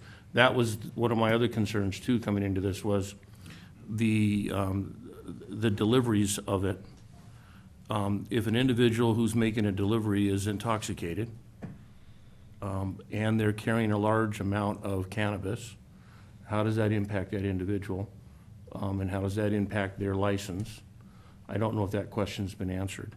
And then the last question is, how, I know we didn't tax the medical, but it seems like we're opening another venue here of some type of cost recovery for staff time, and other aspects of this, of managing this new business. So I didn't see anything in regards to that. Although I did see in the final fiscal impact that you'd be bringing back some type of a fee schedule for the council. So that means maybe you are going to address that. So while I do have all these reservations, I also do agree with the other three council members. And more importantly, I agree with what the citizens of Ventura County said. And that's that they want this plant legal and they want access to it. So for that, I'd be supporting what's on the, what will be the motion from Mr. Wyrick. Okay, I guess I bat last, according to protocol. I agree that it's inevitable and probably should be made available, but you may recall, or at least some of you may recall, that I encouraged us to just have one dispensary. And the reason for that was a lot of the things said here tonight. You know, and we needed to take a step and then figure out how it all, you know, work out the bugs. I have a question for the city manager. How many medical dispensaries are there in Ventura County? In operation right now, oh boy, I don't know off the top of my head. And I suspect we're a high percentage of them. Medical, So there are, you know, No. 5 or 6, and we're 3 of them in a little town. How many places are, well, let's see, Thousand Oaks, a much, much larger community, close into the metropolitan area, they're still working on whether or not they're gonna, maybe they did it this week, but they've been debating whether to have one dispensary. I happen to, you know, fully support the medical part of it. Problem is, as somebody said, the demographics of this area are rather small, and now we've got 3, and they're saying, you know, we need to have another line of product in order to be able to be viable. But that's not going to mean that the black market's not still going to be there, because I think we were one of the epicenters of the black market before it became legal. It's always been available around here. Day I showed up in 1971. I won't even tell you the stories and who had it, but some of them even wore uniforms. Anyway, how many for sale, adult use places are in the county approved? I'd have to check. It's probably about half dozen. I don't know how many Port Hueneme has. Are they up and running yet? They're not open yet, right? Yeah, that's my. Zero. Okay, thank you. That was my point. Yeah. No place in the county is doing this. My concern is that, one, we've overdone it on the 3 dispensaries, even though I've talked to medical people and they say that there are enough varieties of the different things for medical purposes that having more than one dispensary is a good thing, because one doesn't carry all the different lines of products. So, you know, that seems to be, you know, somewhat persuasive. But, you know, I could support one recreational shop, but then I asked myself, well, because we did 3, how's that helping the other 2? And like Paul said, I don't think that the viability of a business, I mean, I'd like to see all the businesses flourish in every respect, whether they be marijuana, grocery stores, or restaurants, anything in town. But I don't see that that should be the primary reason we do this. We aren't going to be able to eliminate the black market. So, like, I don't know how would we do this would we have a lottery like a lot of cities if we were to say we were going to try it with one? I don't want us to become a magnet. That's my problem. I just not, you know, we want to be first in everything, but sometimes it's better not to be quite as so far. So you get my point. I'm not. I know that it's inevitable and inevitable on the council, but I could support one. I don't want to. If we have 3 and 3 medical, then what's the next story? It seems like if it's all based on economics, and then we give licenses out, licenses are worth something. If you go to some of the other states, you see some of the growing pains they had in Colorado and up in Oregon. And I don't know why Ojai wants to, get out and lead. I like to have something available, but not 3. May I comment? With all respect, that would be like saying that by having 46 alcohol businesses that serve alcohol, we become a magnet for alcoholics. There's some implication that when you use the word magnet, that you're afraid we're going to be a magnet for unsavory characters. No, not at all. And I don't think we can make that comparison because alcohol is so pervasive everywhere that we wouldn't be the only shop in town. I think we have too many of them, but that's okay.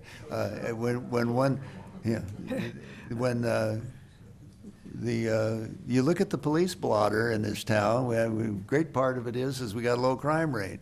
And the bad part of it is about 90% of the arrests are under the influence of something. So, but I'm not so concerned about those folks. I just don't think that, when we start advertising ourselves, and no offense to Page and others, but when I see ads when I'm in San Francisco saying, come to Cannabis in the Upper Ojai Valley, we do our yoga with it, we have it for breakfast. I mean, the ad was...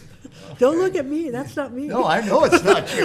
But I'm just saying that when that becomes the draw, I'm sorry, as a matter of public policy, I don't want us to be the center for that, but I don't worry about the unsavories. We're going to get our share of those, and certainly alcohol is a more addictive thing than this is. Yeah, Mayor Johnson, I Bill. just as a point of privilege, I believe the city manager leaned over to me and wanted to say something. Oh. Okay, well, thank you. I knew you were going to jump in with the motion, so. Right, before I offered a motion, I thought I'd, Okay, go. Just a couple of quick comments. In terms of the appointments, I understand the concerns raised here tonight.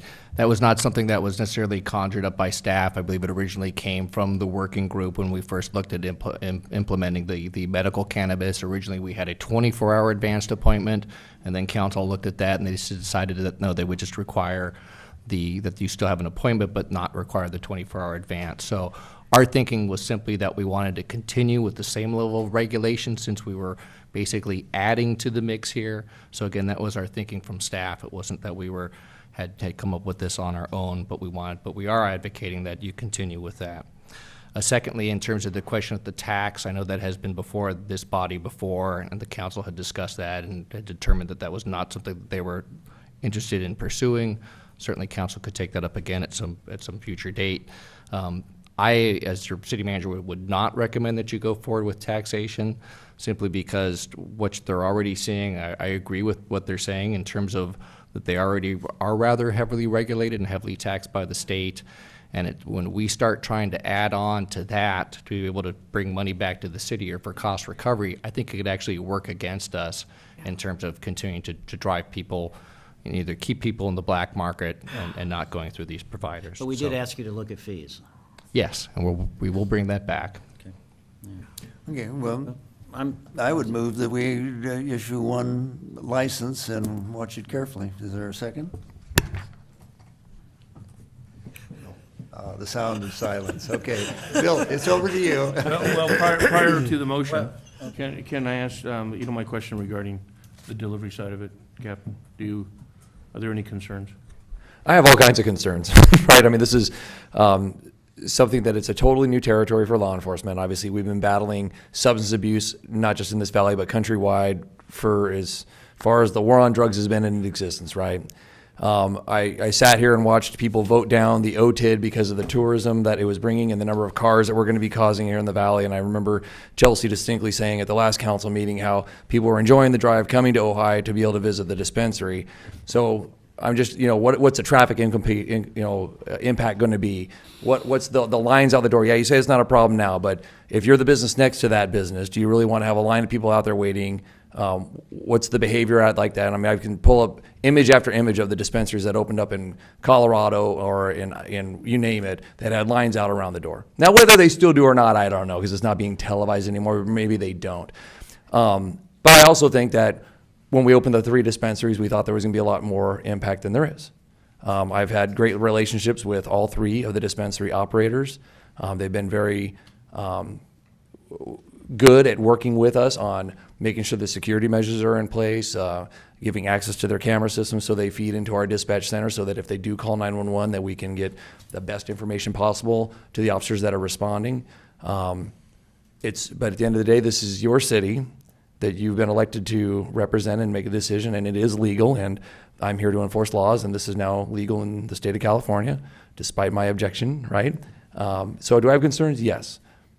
My concern are people are going to smoke weed and drive. I have the same concern about people drinking and driving and texting and driving. And, and as for everything that we add for people to do, there's a consequence for that. So I do have concerns, but at the end of the day, I think you're right in saying that it is legal. And if you're choosing to give access, we'll do everything we can to keep it safe. And so far, the operators that we do have proven that their willingness to work with us in that regard. Well, attempt to offer a motion. I'm sorry, but I do have a question, and maybe someone in the audience can answer. It's a question about who, the person doing the deliveries.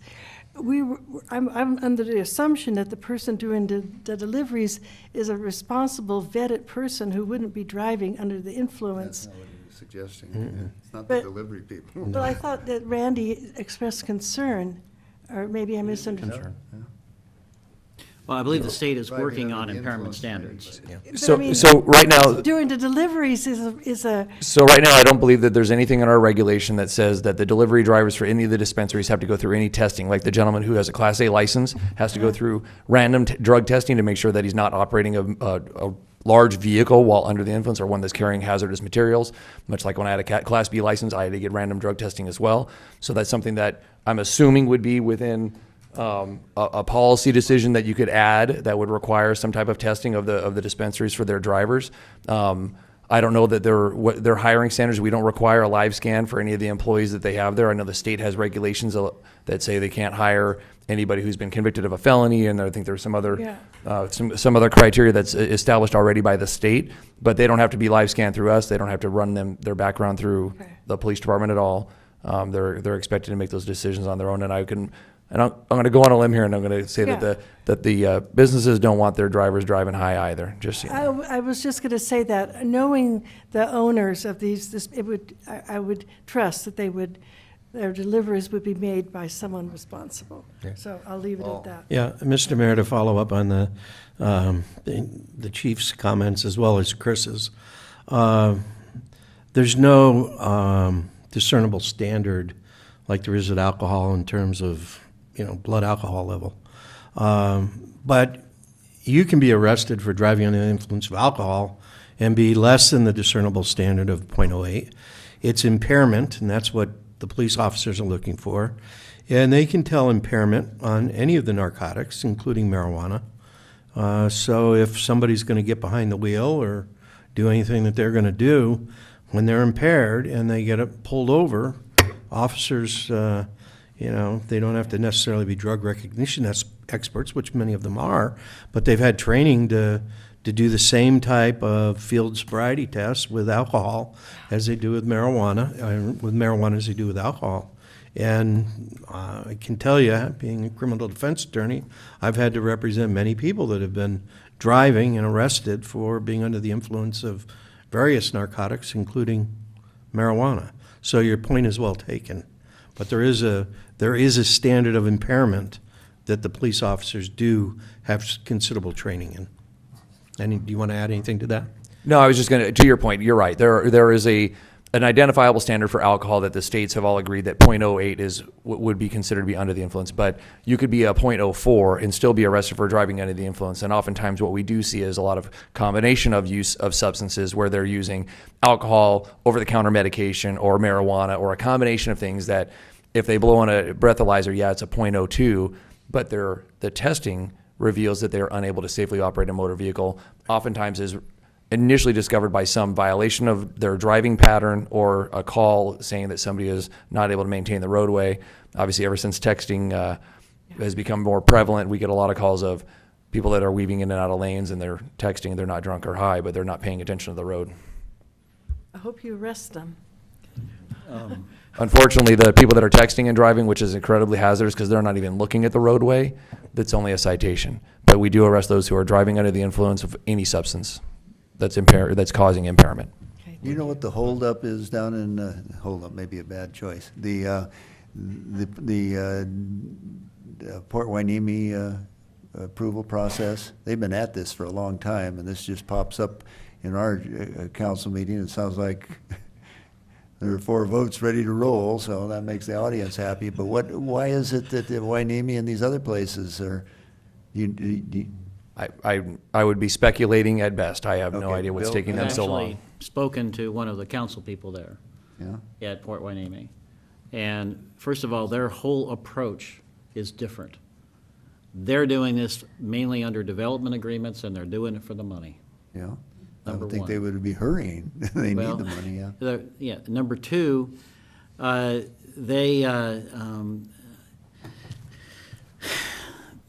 their whole approach, again, is revenue enhancement, not service to the community. And the next point I want to make is that they're not looking at any kind of limits on licensees or anything. Again, they just pretty much what the market's going to bear. Right, but they want to do it. I'm just wondering why they haven't worked it all out yet. Well, because they're working, because they're they've decided to go this development agreement approach, which is extremely complicated and creates entitlements that they're having a lot of debates about whether or not they should enshrine or establish.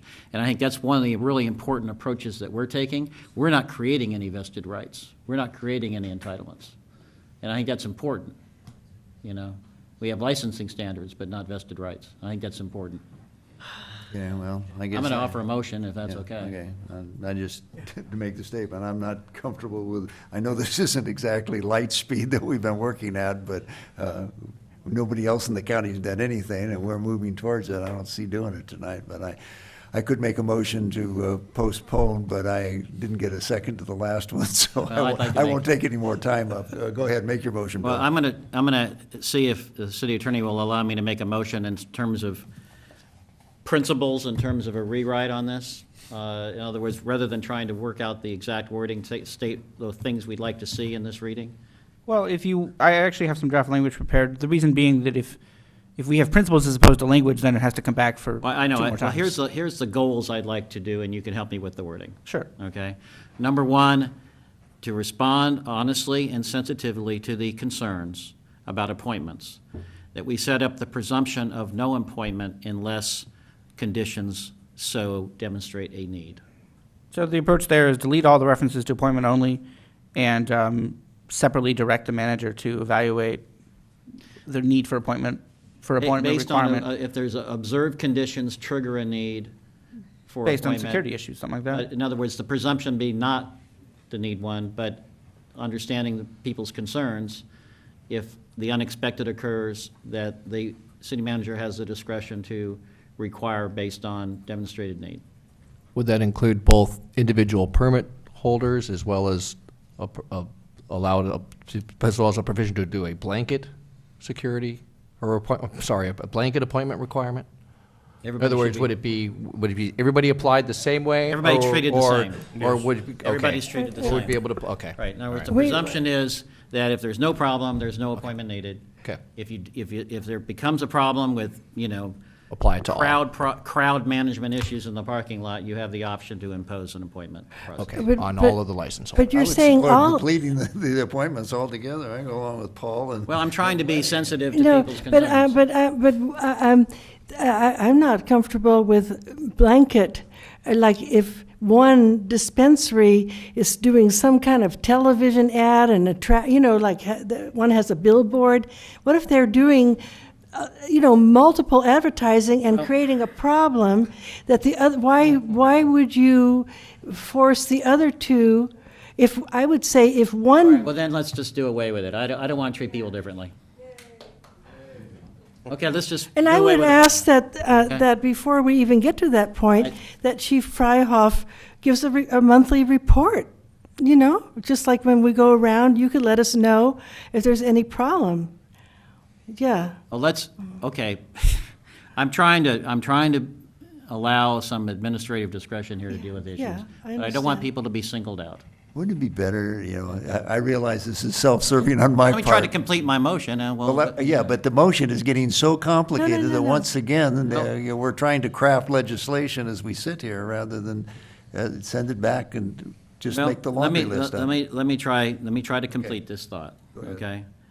So let's just, for purposes of, because we can always come back and do further amendments to ordinances if there's a problem.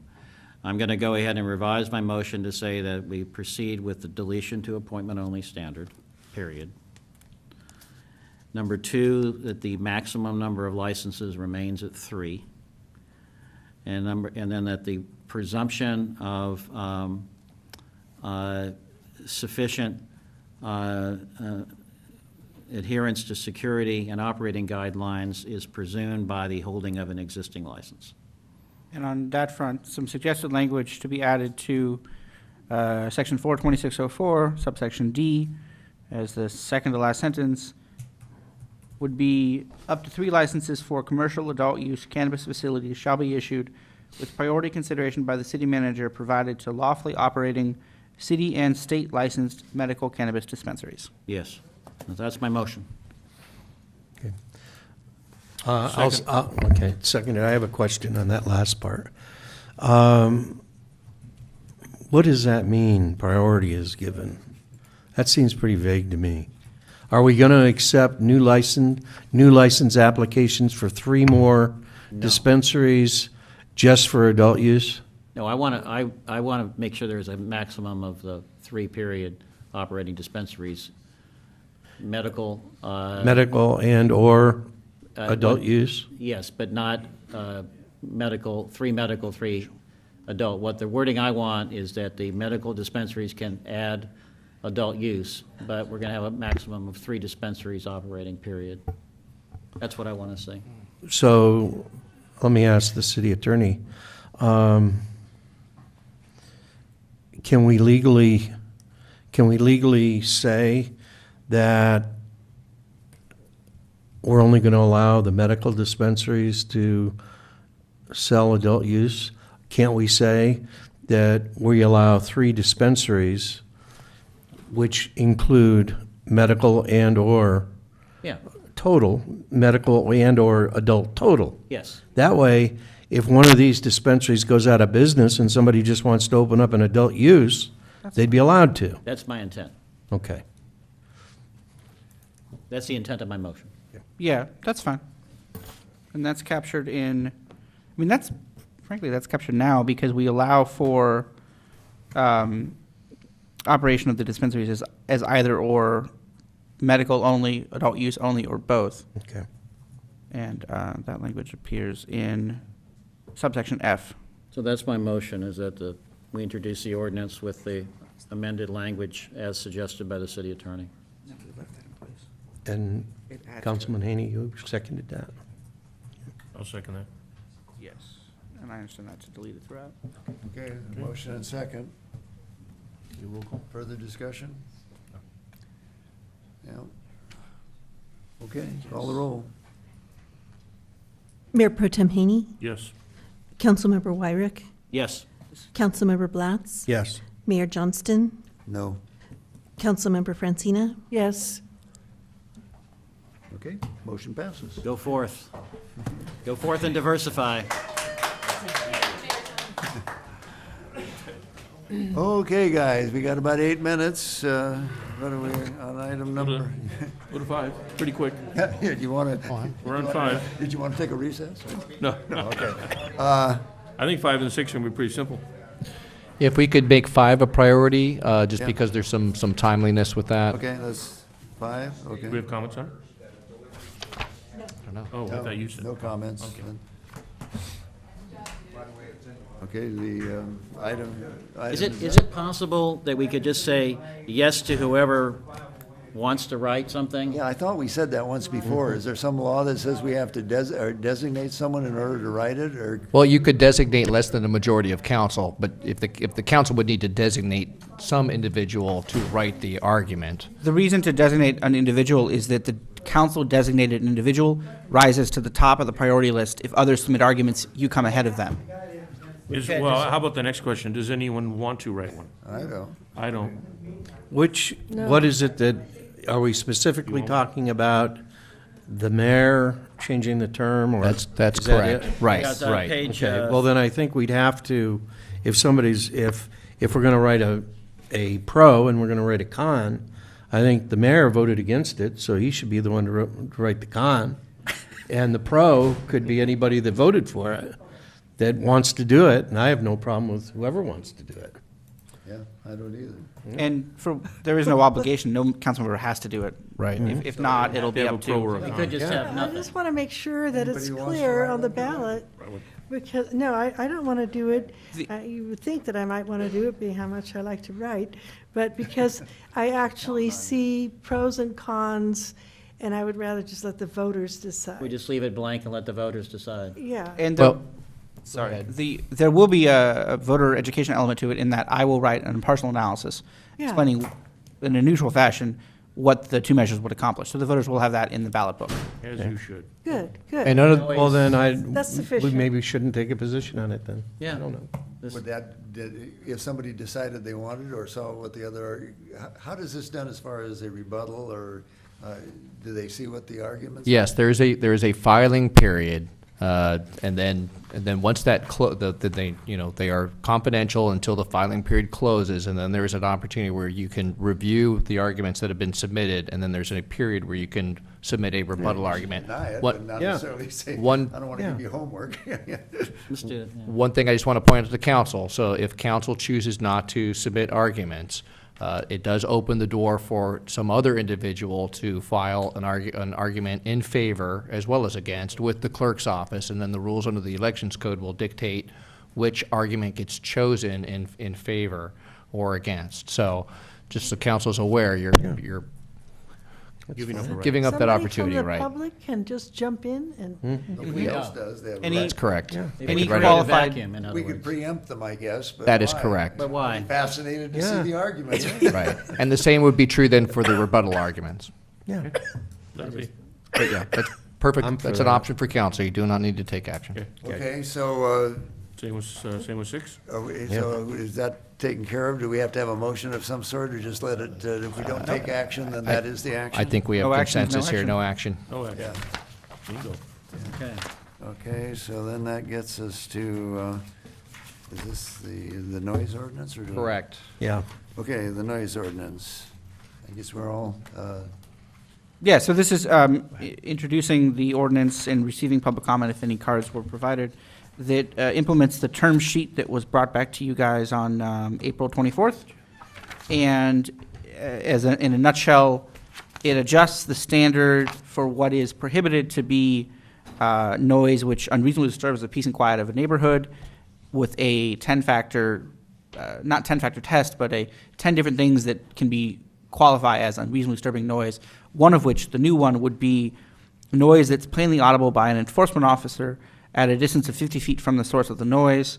It defines plainly audible, and then it defines enforcement officer means a sheriff's deputy, code compliance officer, code enforcement officer, community development director, and their designees and deputies, expanding the menu of people that can enforce the noise ordinance, and in the end, expressly giving the sheriff's power on their own to enforce the noise ordinance. At the moment, the sheriffs require an individual resident willing to sign a complaint, which has proven challenging to find in past so cases. this is going to allow us to be more effective and give more latitude to the officers in the field Correct. to protect the public. As well as our staff. Yeah, right. So, okay, do we have a motion? Move to approve. Second? okay. And I assume there was no comment cards? Yeah, I haven't seen any. I don't think that. They're all done, yeah. This is not in your wheelhouse. Okay. I mean, Wendy's still here, too, you know, so, yeah. Okay, then we have no cards. We got a motion and a second. Does anybody want to talk further about it? If not, Who was the second on that? The I clerk? was. we had a chorus. Eeny, miny. He beat me to it. Take your pick. Acapella down this. The only thing I would like to say, for anyone who's still watching this, that if you're going to make a lot of noise, such as drilling into walls I mean, I've had, in my neighborhood, the kind of noise I've heard, I would think that you would just go around to your immediate neighbors and let them know just as a courtesy that there's going to be a lot of noise for 10 minutes at 8:30 in the morning or something of that, because I've had to go up and ask, how long is this going to last? And, you know, if it's a half hour, I can leave with my dogs, but would people just be more courteous if there's going to be noise? That would be a great thing for this community. That's all. I've just been living next to construction and other activities. Okay. Courtesy. Courtesy. Okay. All right. Respect. So I guess Mayor, I we- move that, Don't we All already have a done. motion? We have a motion and a We have a second. motion, so I guess we get a Okay. roll call on this because it's Yeah, we got about Ordinance, yeah. 30 seconds to get to the next. Mayor Johnston, yes. Mayor Pro Tem Haney, yes. Councilmember Wyrick, Yes. Councilmember Francina, Yes. Councilmember Blatz. Yes. Okay. I was just going to We move. ended in harmony. Yes. I was just going to also, if we were going to open the last one, that I was going to request that we just move this to the next available council session. Little trail. Second. What are we moving? This Number 7, planning priorities. commission Priority thing. Oh, okay. priorities. Yeah, that would be good. I seconded the motion. All right. Okay. so I'm in favor. Nobody, if no objections, so ordered. So we'll bring that back at the July I 10th think meeting. our rule is that if we don't get to it, it trails anyway, but Yep. that's good. We consciously decided that. What did I do with my, well, I guess we're, what, city manager, are we to your report? Indeed, we are. Thank you, Mr. Mayor. Let me shift gears here quickly. I want to give a quick report, and maybe we'll see if we can get a press release out or maybe get the media out. But we have been making progress on the clearing in Stewart Canyon, working with the CAL FIRE crew. And of course, as part of that effort, we have also put in a grant through the state of California that would be able to support that effort and actually be able to allow us to do some additional work there, including some stream bed enhancement. So we're hoping and keeping our fingers crossed that we will get good word on that grant. We should know probably by the end of this week whether or not we're successful on that. Even if we're not successful on that, we are still planning to go forward with the work in Stewart Canyon. As I stated before, it's going to take some time and several phases to get through it, but we are making progress on that. May I ask a question on that? Sure. Is it possible to put a priority on the removal of invasive species as designated by the state of California, Fan palms. most particularly Mexican fan palms and eucalyptus, blue gum eucalyptus? They're working, well, the challenge is that they really need to be able to break it down in terms of how they're trying to clear out the small material first so that they can get to the larger trees and the larger materials. So by virtue of how they do that, and a lot of it is a safety and a logistical and efficiency thing, they will actually do the removal of the large trees towards the end of the project, so that wouldn't be coming into one of the later phases. Okay. We can certainly. They're working on the underbrush where Right, I understand. where the fuel ladder is. Unfortunately, the feedback that we've got from them is that the very large eucalyptus trees are beyond their control, so we're gonna have to look at other ways that we could get those removed without using the CAL FIRE What about the crews. Mexican fan palm? Mexican fan palms, though, they should be able to take those down. They can go, all right. Yeah, yeah. Okay. So, but the larger eucalyptus are Those are proving major to be fire a challenge, hazards. right, and they're difficult to remove. I just had one. Did I hear that you wanted to do a public release? You wanted to do a, Well, I was just suggesting it might be good. We'll probably work on getting a press release or see if we can get the newspaper out there just to show them what we're doing, what the progress has been. Thank you for doing that. well, yeah, I just have one concern with that, and please don't take this the wrong way, but what we're doing has been years of neglect, and now we want to pat ourselves on the back for doing something that we should have been doing. I have a concern with that. If you want to talk about the grant and what the funding, if you get that, what that funding might do, I think that's a benefit to the community. But I think what we've been is not good stewards of some of our land. And it's not you, that's what I'm saying, please don't take this personal. I'm saying past practices have created that, and I don't see why we want to reward ourselves with a pat on the back. Or draw attention to it. Right, I'm just, that's all. But the grant, I think, is an excellent thing to say that this is what we're looking to do. That's just my take. Okay, you have anything else? Yeah, a couple other things. I am following up on some other council requests. You had asked that we reach out to Edison regarding the lot on Montgomery. A little bit slow getting some information from them, but they are doing an analysis and they will get back to us on whether or not that might be feasible for us to perhaps lease or use in some way in the future. We did look into the question about the use of the power washing. And the units that we do have do recirculate the water, so they use very little water there. I just want to let you know on that. We also checked on the issue with the leaf blower or whatever was being used at Surzati Park. We confirmed that that was not being done by city staff, and we've added that into the rules, and we're making sure that we're advising people that use the park that they should not be blowing out the park spaces or anything like that. So, let's see. We also reached out to the county, APCD, to see if they can come and make a presentation to council, talk about the Ojai area plan and the air quality impacts. They said they'd be very much willing to do that, so I'm waiting to hear back, but they wanted to include a member of county planning, so we're working on coordinating that at a future city council meeting. Let's see. Oh, also wanted to note that and we heard some discussion tonight in terms of cost recovery and the use of consultants and the cost that means for both the city and for the applicants. One of our long-term goals that we've been trying to pursue for quite some time was to get an associate planner on board so that we could get back to having full-time staff, full-time dedicated staff who would be here on a daily basis, and with the idea then that we can start paring down the consultant work. So very happy to announce that we did make that hire, and Suzanne Regal did start last week for us, and so far she's been doing really well, and we're glad to see her on board. So Congratulations. thank you. What is the job? She is the associate planner. Oh, the Planner. associate planner, right. Yes. Good for us. That's all I have. And Thank you. I have Yeah. one question for you. We talked briefly about vehicles parked on the street, and Yes. what the county just had a big hearing to try to do something down in Oakview. How does that relate, or could you look into how that relates to us and how we're doing? I noticed on the street, because parking is so scarce now, between sometimes the construction parking with trucks take up a lot of the parking spaces, and then you come down and like was an Airstream, and then behind the Airstream was a large RV, and it just seems like maybe, the word's getting around. I'm not sure what they're using them for, but I'm not necessarily trying to run everybody out of town, but I thought we should be kind of consistent with what the county's doing. We may be ahead of the county for all I know, but, so anyway, just as a Okay. thought for the.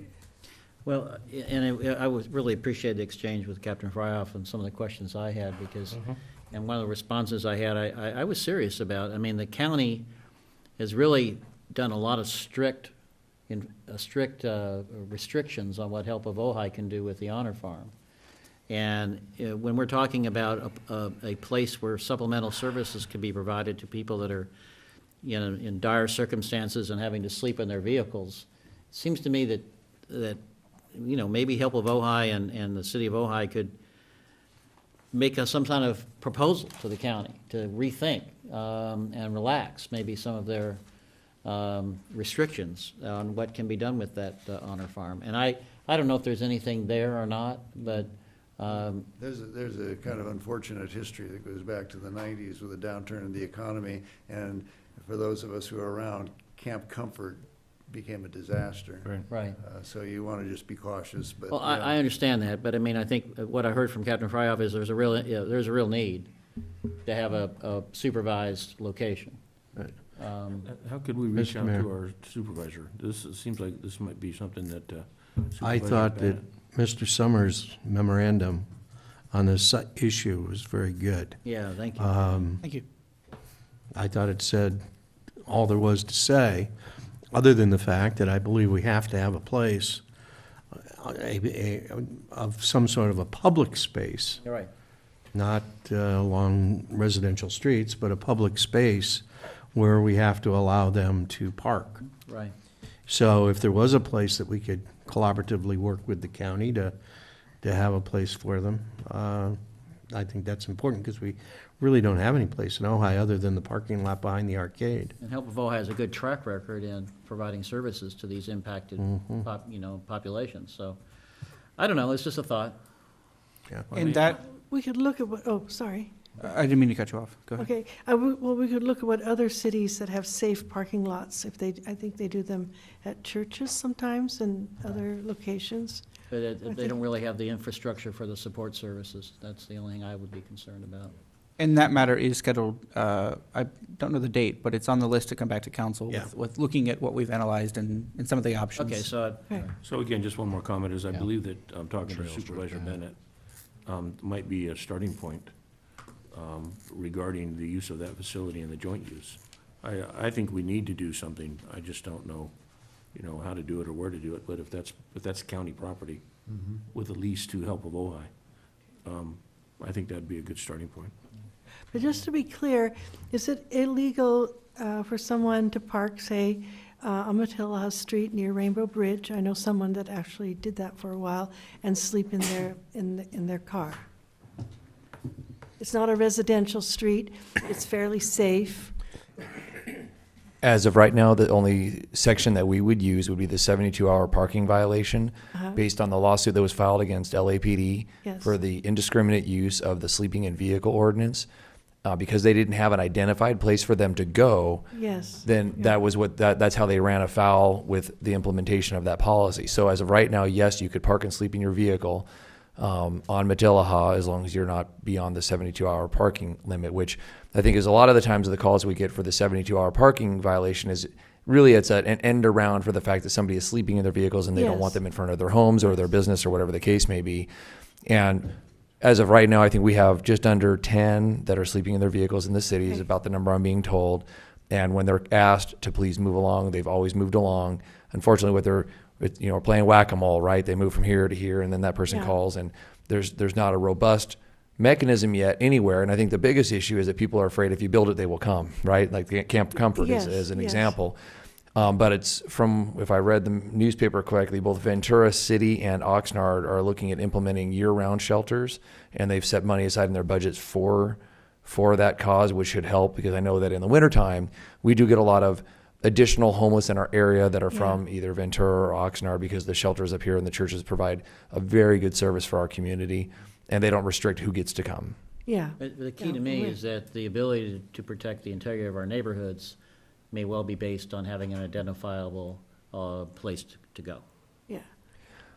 Right. Case law. Yeah. Correct. If you identify where they can go, then we can say you can't sleep in your vehicle on residential streets or in this zone or that zone, and it's only in this place.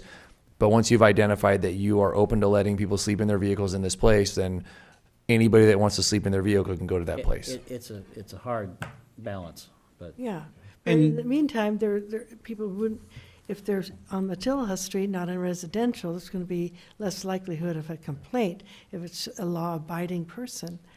Correct. I agree that if it's in an industrial area rather than a residential street, they're certainly less likely to draw the ire of the residents that are looking out at somebody sleeping, because it's as I've told somebody in a previous area that I worked at, when the guy was living in the bushes behind somebody's house, I said, "You're the boogeyman."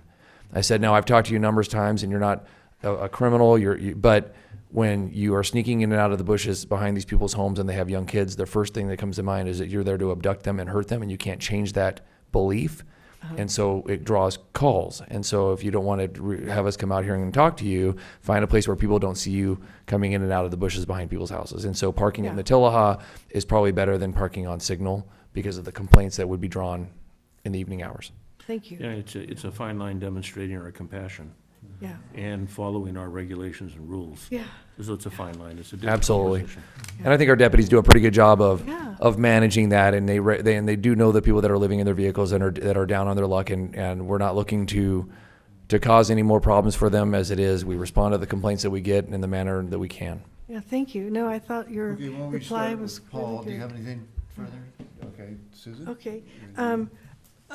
Randy and I want to, should we talk about the Ojai Hub? Yeah, okay. Yeah, well, we could ask Steve. I think Steve was going to bring them on board anyway, correct?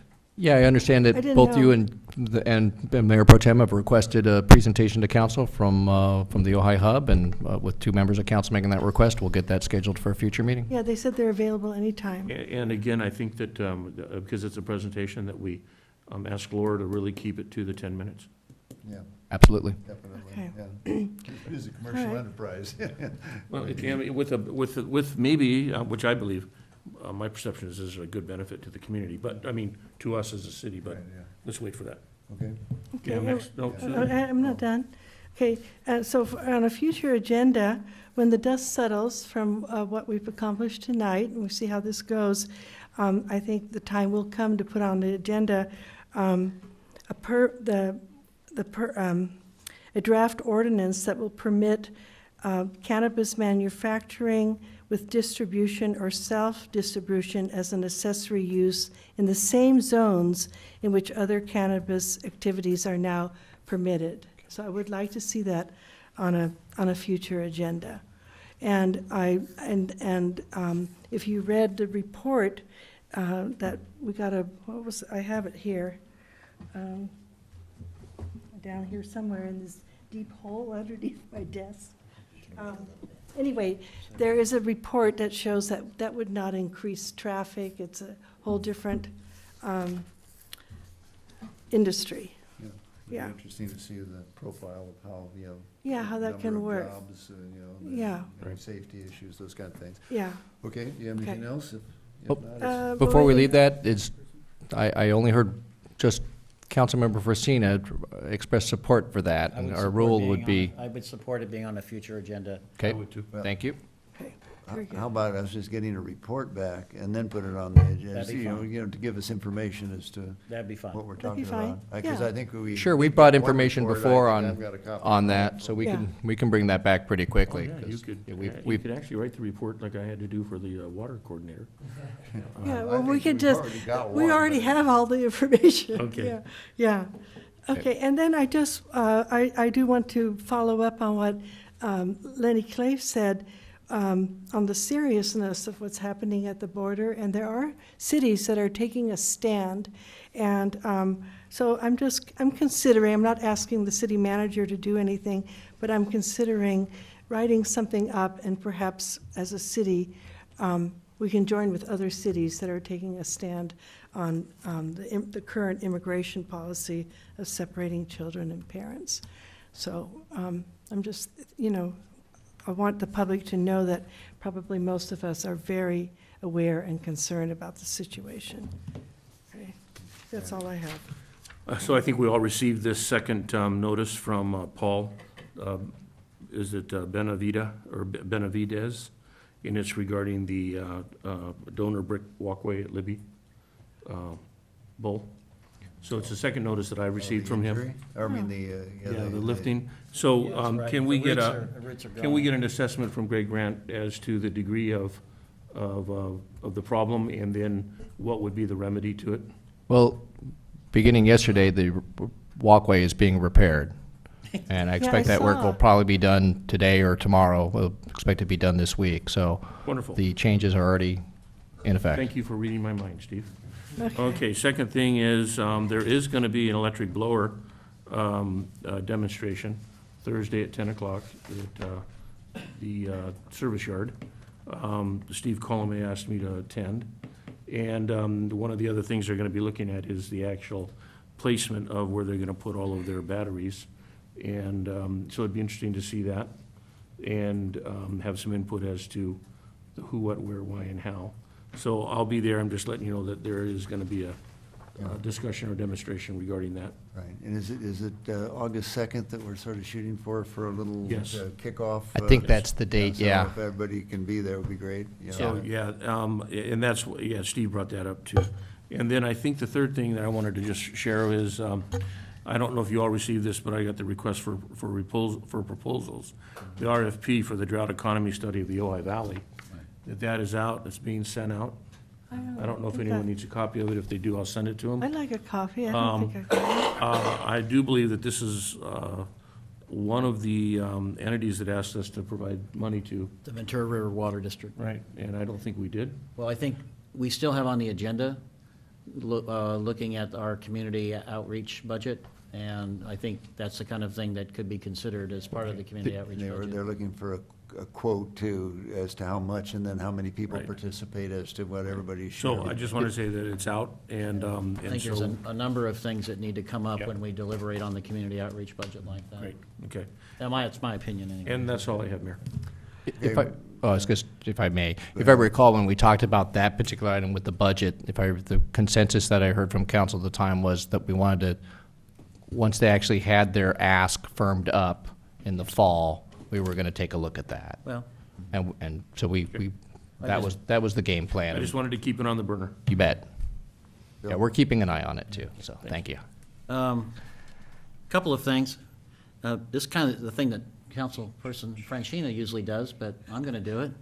What is it? What Call is it? everyone's attention to the fact that, well, and also I'm a member of the board of the Ventura Regional Sanitation District, so very aware of the solid waste issue now in Oh, the yeah. county. Oh, thank you, yeah. And, there was an article in the San Francisco Gate, giant wave of plastic garbage could flood the U.S. The study says, we already know from Harrison about the problem with China and the issue there. And, we have an ordinance that we passed in 2012 on, in terms of environmentally acceptable packaging materials. And under the opinion that everything, under the idea that everybody thinks starts local and we should do what we can to be responsible, I want to point out two things. One is that our code in section 5-14.103 specifies that City of Ojai contractors and events promoters utilizing disposable food service wells shall, not may, shall use biodegradable, compostable, reusable, or recyclable products while performing under a City of Ojai contractor permit. I'm urging that we absolutely have the appropriate people tell all of our contractors, especially as we move into the Libby Bowl season, that this is in place, and that means no plastic straws that aren't biodegradable and no plastic utensils. We have something in place here to help this international problem, and we should. Is there a plastic straw that is biodegradable? No, Yes. he You means a straw. That means no plastic a straw, straws. Yeah, a right. straw that's biodegradable. Yeah, there are straws that are biodegradable. Not a Yeah, plastic. the old Yeah. wax paper. Right. ones, yeah. The point is that we have something on the books here, and we ought to really make Yes, sure it's thank you. enforced Thank you with for our that. I have it. contractors. Yeah. And the second, it also says that all City of Ojai facilities utilizing disposable food service shall use products that are biodegradable, compostable. We need to make sure that everybody at Sarzati knows that, Okay. that we proceed with what we can do in our small way. And the third point is, I'll check on that and I'll come back with a report. yeah, it's just a matter of notifying, really. In terms of the future agenda item, Part A says all food providers in the City of Ojai utilizing disposable food service where shall use, this is the private sector, biodegradable, et cetera, unless there is no affordable alternative available as determined by the city manager. Now, the problem is the definition of affordable is 15% in our code. And I think on a future agenda item, we ought to consider upping that percentage to something that more reasonably captures the external costs of this kind of non-biodegradable thing in our stuff in our waste stream. And we might want to up it from 15% to give the city manager a tool here rather than him having to take the burden of enforcement. I just think consider that we do that in a future agenda item. Yes, All right. I support that. And then, just to move on, I want to, we got many of us, I just, got an interesting email today from Elizabeth Hafner, and she pointed out, and not really to, brag or anything, but I think we ought to shout out a little bit of congratulations to one of our local entrepreneurs. She received a Small Business Award for actions taken during and after the fire in Sacramento last week, and I just think that we ought to, Yes. a shout out and congratulations to our local entrepreneurs that are, adapting and doing well. Entrepreneurs, okay, sorry about that. A word went off. Maybe an entrepreneur. You're probably because in right. Elizabeth's case, she You kind say of. potato, I say potato. But anyway, so congratulations to her. And then the last thing is that I want to appeal to the city manager to consider the least difficult path forward. as you know, and everyone knows, I have expressed some serious concerns about zoning issues, about the PL zone in particular. And when we're talking about a design, when we're talking about an applicant where a staff report could be revised easily to eliminate any issues having to do with unfortunate implications about private commercial use in PL zones, just rewrite the staff report to eliminate that and not put the burden on having to go through an appeal process. We can accomplish the same end on a director's exemption just by rewriting the staff report and taking out the implication that I'm reading into it, that staff can, basically by discretion, define as acceptable for-profit commercial uses in PL zone without any public process. My appeal. Okay. Just. My request. Stephen, I talked about this briefly, but what came up, Lenny and other people, about this immigration border issue and the demonstration for it's a national thing on the 30th. We have the Lavender Festival going in the park, and they want to, I think, probably, they said they'd stay on the sidewalk, but I just think that the sheriff's office should be aware of that and see if we can. I got a note saying that, if they interrupt us, we're going to call the police. I said, well, maybe we'll just notify the police and the administration, and we should be able to keep harmony. Well, the Democratic Club mayor is putting it on, and they've already, remember, they acknowledged last night. They were promoting it. They may meet, but they're not going to try and be disruptive, so. Yeah, it was discussed today at our staff meeting, and I'll let the Power Patrol staff know what's going on, the expectation of the protest that's there, and hopefully they can find enough space in the park to be able to have both events without any problem. And with the presence of lavender, maybe everybody will be that much more calm. Yeah, I don't think there'd be much violence with the lavender around. Yeah. Yeah. If you like It that. actually could be very good. About temporary permits for adult use, and there you go. Yeah. Okay, pull Mayor. a wagon in. Not for lavender, but okay. I think we've done it. Okay, we got out before 11 anyway. Thank you, Jeremy.